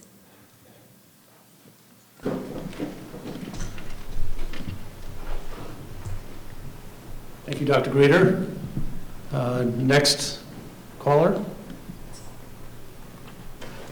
Next up, we have Rich Scalzo. Hello, this is Richard Scalzo. I live on 29 Strawfield Road. Unfortunately, many of us have seen the signs on the sides of the roads. The signs that say, "Tell them no" again. And I would like to challenge you, don't be a them, be a us, be a we, be part of this community, a community where you want to take pride in what you see when you drive down the road. Students, people going to school in a brand new shining building on a hill, a place for a community to gather, a place for a community to have pride. Please vote yes, as I will be doing, as my entire family will be doing, to Farmington High graduates now in college. Vote yes. Thank you very much. Thank you for your comment. Next caller. Good evening. My name is, oh, sorry, are you supposed to introduce? Well, please proceed. You're good. Okay. Good evening. My name's Lisa Humbarger. I live at 6 Fox Run Road. When my husband was offered a job in Connecticut and our family made the decision to leave Colorado and come here, we had several towns that we could have chosen from. We specifically chose Farmington because after interviewing 3 different realtors, all 3 of them had mentioned Farmington, given that we had said the school system was a top concern and priority for our family. I have to be honest, if I had seen the condition of the high school back when we were looking for a home to buy, I would have crossed this town off of our list. And that sentiment remains today. I would not be comfortable sending my children to the school as it is. Our kids deserve better. And if this town once again chooses not to invest in the future of our kids, then this is not the right town for our family or for other young families.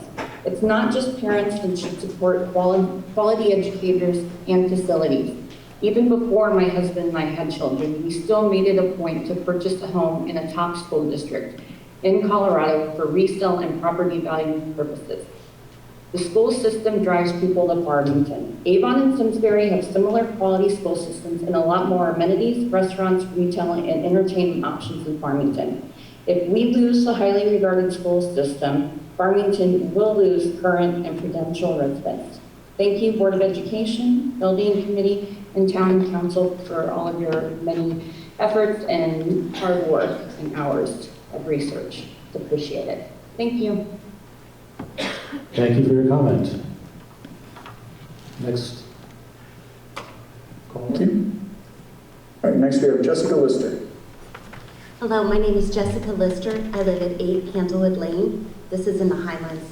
We're so excited for this new high school building to be built for a new era in Farmington. We thank everyone so much for their time, thought, and obvious so much caring. We're going to vote yes on June 3rd, and we encourage all of our neighbors to do the same. Thank you.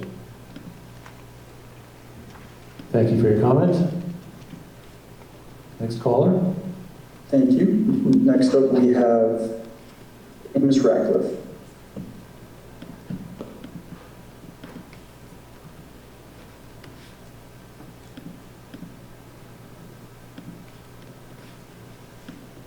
Can you hear me okay? Yes. Hi, thanks for the opportunity to provide comments this evening. My name is James Ratcliffe, and I'm located at 92 Knollwood Road. I feel very positive and encouraged about the support this project has. It is the right thing to do for our town at exactly the right time. My wife and I can't wait to cast our votes in favor of the new FHS for our children and our community. However, I would like to address some of the comments made here tonight, some recent publications, and some of the negative signs popping up around town. The group that opposes this project think they are smart by using adjectives such as deceptive, misleading, irresponsible, and other scare tactics such as high-tax town, tsunami of costs, and scarce resources in all of the materials they have released. They are preying on our societal vulnerabilities by, again, just like in 2017, showing up at the 11th hour to claim negligence on part of the building committee in the town council and pushing disinformation seemingly written on a cocktail napkin in order to create chaos and sow distrust in our town government, just in time for the communication blackout period. Not one bit of this process has been deceptive or irresponsible. If anything, we should be thankful for what the building committee has done and for the incredible amount of time and energy they spent trying to find the right and most prudent solution for FHS in our town. I hate to break it to everyone, but yes, this project will raise taxes. After all, this is how we pay for things, and we can argue about the semantics of it all night. But I think it's extremely important to remember that even with the proposed increase, our mill rate will still be less than neighboring towns such as Avon, Canton, Simsbury, West Hartford, and my favorite comparison over the river, Glastonbury. With the debt coming off the books in a few years, the tax increase from the high school will be offset. That is not a gimmick. That is not deceptive. It is the truth. It doesn't mean that we won't be paying for the high school over the next 2 decades, but it means that we have an opportunity to lessen the impact because of the timing. With that said, I have yet to see or hear what the source is for this very late arriving information, how they arrived at their opinions presented as if they're facts, nor what qualifications they have to even have a seat at the table. Whoever the Wizard of Oz is, they do not have the best interests of our children and educators in mind. The opposition's perceived solution is to continue to put Band-Aids on the high school, which I will remind you is the reason why we are here in the first place, so that we can afford capital improvements for the other 6 schools. On its surface, I understand their position, but peeling back the onion,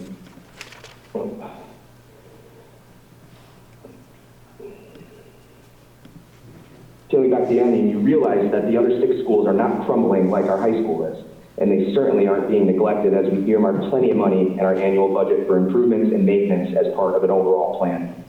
Again, that is not deceptive, it is the truth. And I, for one, don't want my taxpayer money being used to invest in a depreciating asset, another Band-Aid renovation that will not only be incredibly disruptive and unsafe for the students and educators, but which will be a terrible investment of our money because of all the needs it wouldn't solve for. Ever hear the saying, lipstick on a pig? Also, please don't forget that the other schools are not used as an emergency shelter. The other schools do not have and will not have the capacity for community use and income potential as the new high school in Farmington were to host wrestling and basketball tournaments or performing arts concerts and recitals. Lastly, this isn't national politics. This is not a one-sided partisan solution created in a vacuum. There has been an unbelievable amount of transparency and communication. We have a bipartisan group of people who have spent thousands of hours on this project and left no stone unturned. And now some mysterious voice from up on high is the smartest one in the room? Give me a break. If we say no again, we are telling our children that they need to suffer more because the adults couldn't figure out a way to agree on a path forward. Is that the message we want to send? Vote yes, and encourage your friends to vote yes. Send the message loud and clear that we support this project. There is no better investment a town can make than the one that invests in our children and their education. Thanks. Thank you for your comment. Next caller. Thank you. Next up, we have Richa Gupta.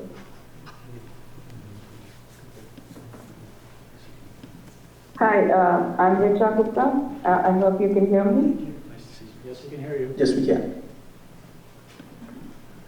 I'm a resident at 8 Gillette Way, Farmington, and we have been in Farmington for the last 10 years. And before, I looked around a lot before we found a house in Farmington, and I'm really glad that we bought this house in Farmington. Farmington is a great community to be in. My daughter Sia Will passed out of high school last year, and my son will be a rising freshman in fall of 2021. I have been to the high school innumerable times, and I've seen the issues that we have around the high school building, and they all need to be addressed. Even though the school will be a construction zone while my son goes to high school, I still will vote in favor of the high school, and so will my family. Farmington is a great school district, and we cannot afford to lose the school accreditation. I would also like to thank the FHS Building Committee for working tirelessly for more than the past 2 years and being so transparent about this project. I urge all the residents to vote yes on June 3rd. Thank you. Thank you for your comment. Next caller. Thank you. Next up, we have Janelle Lovett. Good Good evening. Thank you for the opportunity to speak. I'm here to express my support for the project. Now is the time. Seniors, empty nesters, young families, this project shows we have been heard as a community. Our elected officials, town staff, and dignity have all done more than their due diligence and vetting and careful consideration with a lot of public input on this project in terms of needs, solutions, costs, and timing. They've listened to the community and provided ample information and resources. In the past few weeks, many of us have received mailers opposing the project, and where figures for the, quote, total cost are based on home values, but these mailers have not had a reference or a source for calculation, whereas the building committee has been transparent with all information for months on end. I've had the privilege to meet many community members these past few weeks when door knocking to get the vote out, and I've learned more about how wonderful this town. All age ranges, all demographics. We expect better, we want the town to be better. And like our town council and board of ed, many of you agree now is the time. Farmington High School is the sole public educational facility for our secondary students in town, yet it doesn't reflect the excellence in education that Farmington is known for. Additionally, this building serves as a hub for continuing education programs. It provides a community auditorium for musical performances and other community events. And as we heard earlier, it's possibly the home of the Farmington Valley Community Orchestra. It is our community emergency shelter to provide for us in a crisis. The accessibility of the classrooms, the auditorium, the gymnasium, they reach beyond the students. They impact every community member. Looking at the statement of needs and the next steps that we have in front of us make it clear. The benefits of building new have been calculated, and it's financially responsible and educationally responsible to make this decision. Vote yes. Neighbors, community members, in the safety and financial interest of yourself and the safety to vote yes on June 3rd. Thank you for your comment. Next caller. Next up, we have Patty Boyd Williams. Good evening, thank you. Patty Boy Williams, 17 Westview Terrace. I want to thank all of the town staff and volunteers who have put so much time and effort into this project, the members of the town council, board of education, and the building committee. I also want to thank the school's facilities managers, Tim Harris, who's since retired, and now Sam Kilpatrick, for working as hard as they do to maintain the facility that we currently have. I am a mom of 2 school-aged children, neither of whom are going to benefit from the new high school. But it's not just about my family. As many others have said tonight, it's about our community and the generation of students yet to come.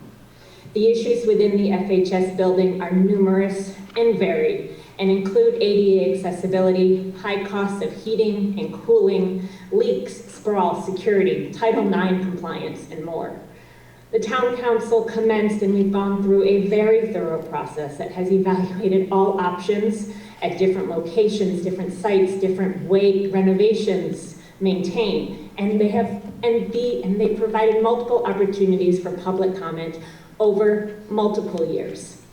The proposed project is a complete, comprehensive proposal which addresses all concerns raised by NEASC and provides our town with a facility that will serve our students and our community for decades to come.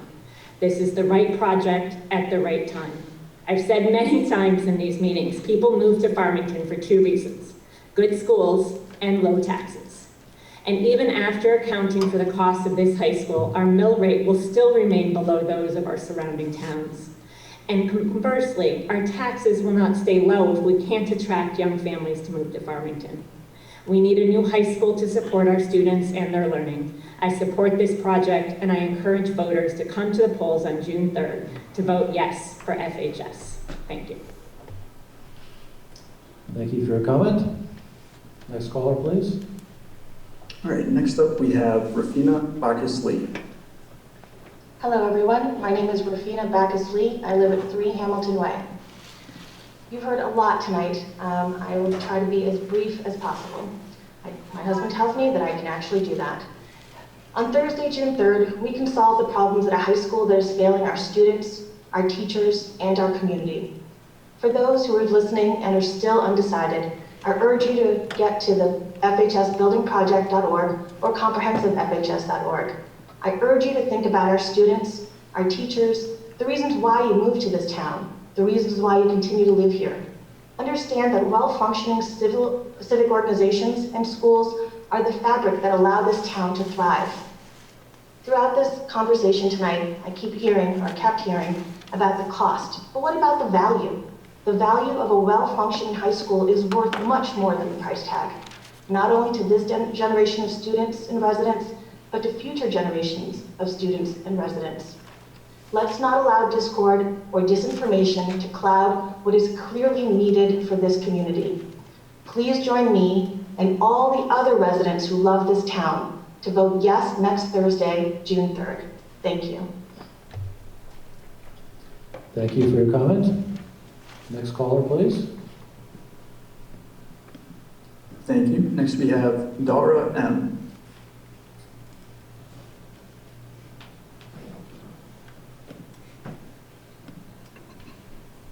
Can you guys hear me? Yes, we can. Yes, we can. Perfect. This is Dara Mackey of 14 Frenzy Lane in Farmington. And only because the ADA question has been raised a few times, I'll start by saying that I've worked in marketing in the fields of financial services, insurance, medical device for more than 20 years, so I'm well versed in these. And what was okay 15, 10, and even 5 years ago is not okay today. There have been laws for a very long time, but they were certainly not enforced the way they are today. So my husband and I moved here 14 years ago from Massachusetts, fell in love with the town, got married, and had 2. Raising children is not inexpensive, as anyone with a family knows, and we could have moved to any other surrounding town and into a newer home for a fraction of the price. We chose Farmington knowing that we wanted the best education for our children. I'll admit that I was not as educated as I am today about the state of the high school. I had only been as far as the gym, dropping my son off to attend basketball camp there, and it never looked that bad to me. But after the last vote, I took the time to tour the school. The tour was conducted by an existing junior at FHS, who's now a senior. She had nothing to gain by showing us the shortcomings of the school, but she understood the value of providing a better facility for all the children in Farmington, not just the students who attended the school 25 years ago. I was truly appalled by what I saw. There were holes in the ceiling, water from the upstairs bathroom leaking into buckets, rugs that had absorbed this water through the years, rooms that are so hot or so cold that students are wearing coats or profusely while attempting to learn, and there's classrooms. There was a classroom that was hosting a class for not 1 but 2 classes and having them all in there at once. There were no desks because there wasn't enough room. They had a large square table and the students would all stand around it to learn. The halls are extremely narrow. I have no idea how that many students maneuver through the halls each day, and the number of students attending that school continues to grow. We see it here in the elementary schools as more classes are. There's been addition on top of addition to the point that students are carrying all of their books, sports equipment, laptops, coats, umbrellas, musical instruments on their backs all day long because there's no way they have time to go to their locker. It's not healthy or fair to expect them to do this. Last but not least, you all no doubt understand the sad state of the world today. There have been on average 10 mass shootings in the United States each week this year. The halls at FHS are small and narrow, and there are so many entrances and exits to the school that it frightens me. Whether you have children or not, and whether they're elementary age or grown with children of their own, I would hope you would be on board with providing a safe place in our community for our youth to go to school. Anyone I've spoken with who's intending to vote no, saying the students are still doing well, the school is still held in high regard, why spend all this money? Well, I think I speak for a lot of people when I say we can thank the teachers, the administration, the students, and their parents for that, not the building. People are fighting to live here, houses are selling with multiple bids within days above asking price, but this trend won't last forever. Families in Farmington will not send their children to that high school as it stands today in the future, and families won't choose to reside in Farmington. I personally would hate to see that happen. Thank you. Thank you for your comment. Next caller, please. Thank you. Next up, we have Knighton.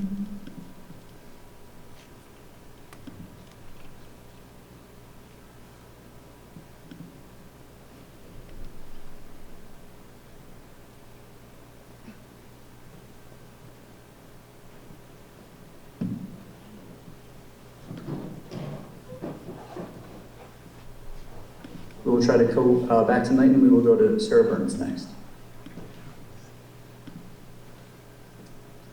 Hi, good evening. This is Sarah Burns, 3 Hidden Spring Lane.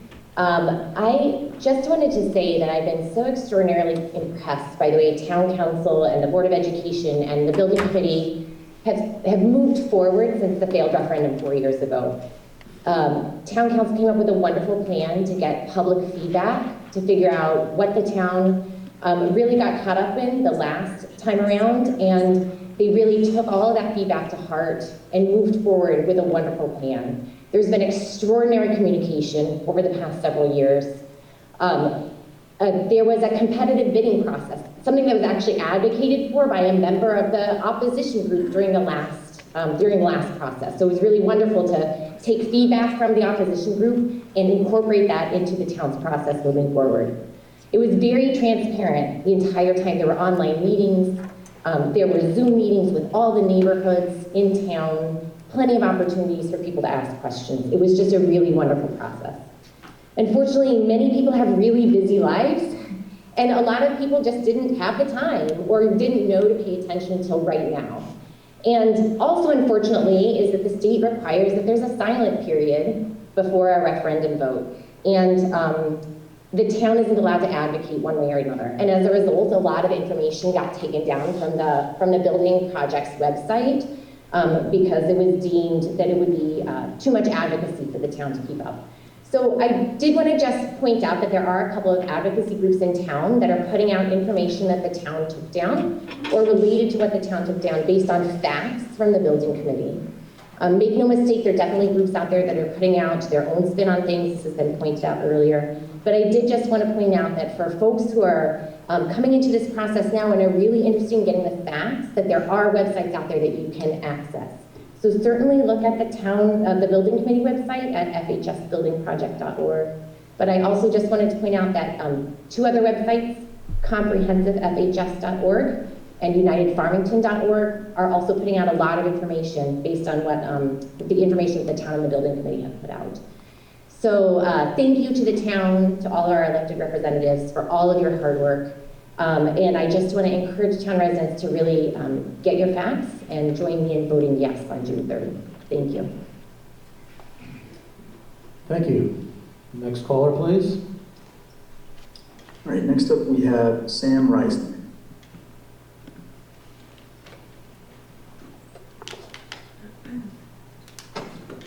Hi, this is Sam Reisner, 41 Main Street. Thank you to everyone who has been working tirelessly on this project for so long, and to all the residents who have been actively participating and following the project for the past several years, and especially to those who have spoken up early on and worked to engage with others and get them to provide input at a time that it could really help shape the project. And thanks to everyone working to bring this meeting to the community via Zoom. I appreciate the challenges in running a hybrid town meeting, and it's fantastic for citizen engagement during this pandemic. I'm voting yes on Thursday, June 3rd, and encourage fellow Farmington residents to join me in supporting the new high school. And most importantly, get to the polls or call the town clerk and get an absentee ballot. Anyone can do this, for this referendum. You need to vote. You need to vote if you support this project. I've seen school bond issues fail by 1 vote, literally 1 vote. Don't let that happen here. Go vote.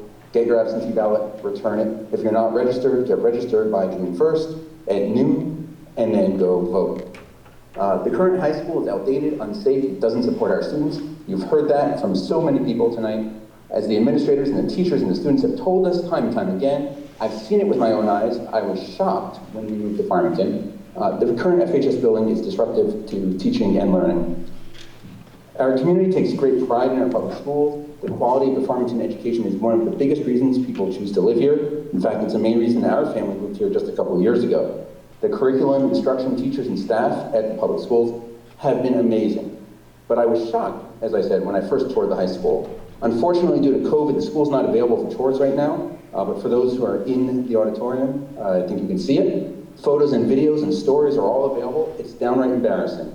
If you haven't looked in the school with a critical eye in the past few years, look these things up. Unfortunately, the issues that we face with the current state of FHS are beyond a simple renovation or an in-place fix. Time and time again, our town has added onto the school and renovated portions of it to try and help the building support our students and teachers. Taking this approach is no longer a wise investment. It would be a mistake. Renovations will be putting money into a failing building that is already disruptive to education in its current state, and these renovations would only add significant disruption to learning. The time to discuss that has long passed. I sat through the 6 presentations in early 2020. The library was packed. We helped live stream those on comprehensivefhs.org. And the plans presented to voters for approval is the best option. The town council, the board of ed, the building committee are all united in their support for this comprehensive solution. And these are our elected representatives entrusted with the stewardship of our town. So I'm voting yes for the right solution at the right time.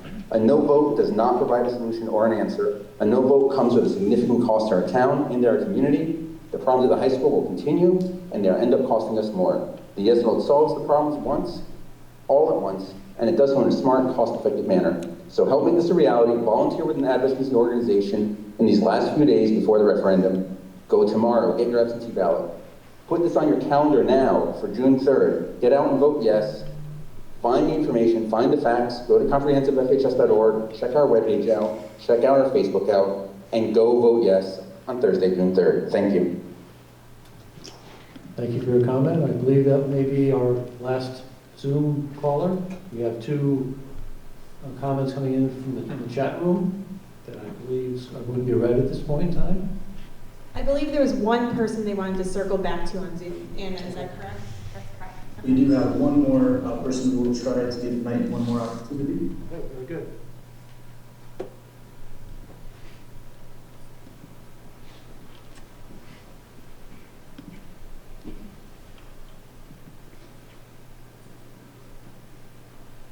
Knighton.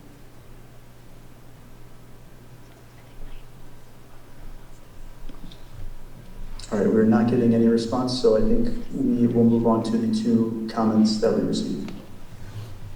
Thank you, Devin. So we did receive 2 comments. One is actually a question and one is a comment that were sent via Zoom. The first question is from Anna Saraceno, 25 Hickory Lane. Her comment or question is, I'm not sure if this could be answered at this meeting or not, but will there be any changes regarding the existing turf field / scoreboard with design remnants of the existing mascot with the new school design? Kathy, maybe you'll be able to answer that one. Dr. Guider?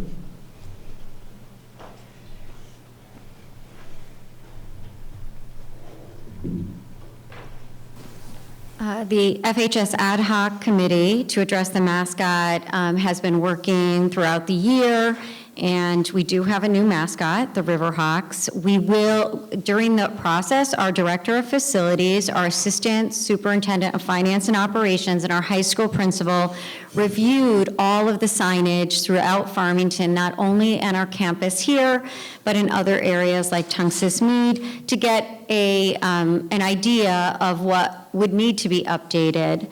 And so those items would be scoreboards and signage, as well as uniforms and athletic equipment that have logos on them. So we have a really clear view of what needs to occur as far as updating our logo, and some of that is found in our capital and operating budget. So we have, the town council and board of ed have supported that. So we know that that's already budgeted, and we will continue to address that, but it will take time because we do have an outstanding athletic program, and the town has supported many athletic fields, and so that's going to take some time. As far as signage at the new high school, within the high school, like our gymnasium, that will be addressed because that will have new signage that reflects our new mascot. As far as the turf field, a turf field is usually has a lifespan of about 10 to 12 years before you have to update that. And so when it comes to the scoreboard, we have addressed that issue within our budget. And as far as the F with the feathers on the turf field, I would assume that that would be addressed when we do update the turf field. I believe that, and I could be wrong, but I believe the turf field was put in around 2014, 2015. So thinking of a 10-year lifespan around that time, that center, logo would be updated at that point. Thank you, Dr. Bader. Yes, go ahead. Next comment? Yep, this next comment is from John Carpino, 10 Sparrow Lane. He says, I don't disagree that something needs to be done. I question the design. Looking at the layout that is being proposed, I see a lot of wasted space. It was mentioned that there isn't enough classroom space. I don't see significant additions to classroom space in this design.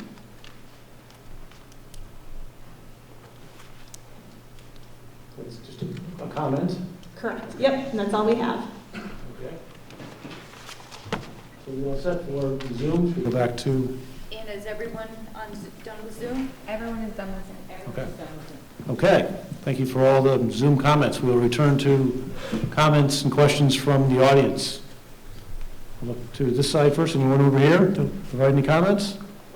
Yes, ma'am. Going back to that last question. Can you please come to the microphone? We can't hear you.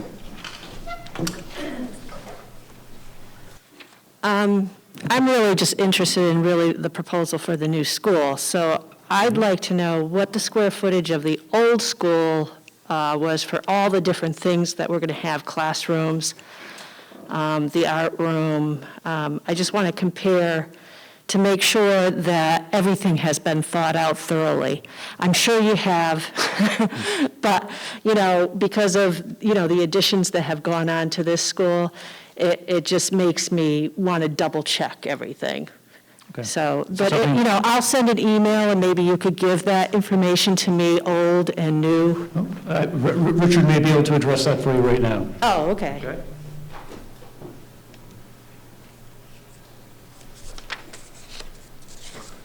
That's a very good question. I'm surprised nobody asked that question up until this point. The existing building is roughly 190,000 square feet. What we're proposing to build is a high school of 239,000 square feet. So it's roughly a 20% increase, I believe. However, the new building is much more efficient than the existing building. You heard that there's a lot of circulation, and indeed, there is a lot of circulation in the existing building, whereas the new building is very compact, and we're able to get much less circulation. So I don't agree with the comment that there's wasted space. There really isn't. We actually are layering space. We have breakout areas as well as circulation space, for example. I think it's a very flexible plan. We've also planned for an area of the building that could be expanded should there be a need for additional classrooms. So I believe that there's going to be more room in the new facility after the building is built. Okay. And the reason why I'm asking is because I looked at Simsbury and Avon, and they're actually proposing a new school in both of those towns and additions to their other schools because of the increase in the kids in their towns right now. So I just want to make sure that we have taken care of that. And you answered that by saying there will be additional space for more classrooms. Thank you. Thank you for your question. Anyone over here? Inside the auditorium? No? Any further questions? Any more people on Zoom or chats? We're all set? Okay. With that, I'd like to thank you all for coming this evening. The last item on the agenda is a motion second to adjourn the vote on this item to the June 3rd, 2021 referendum at your regular polling places. Polls are open from 6 a.m. till 8 p.m. at night. Do I hear a motion to adjourn the meeting? So is there a second? Motion second. All in favor of adjourning this special town meeting, please signify by saying aye. Aye. Those opposed say no. Motion is carried and the meeting is adjourned. Thank you.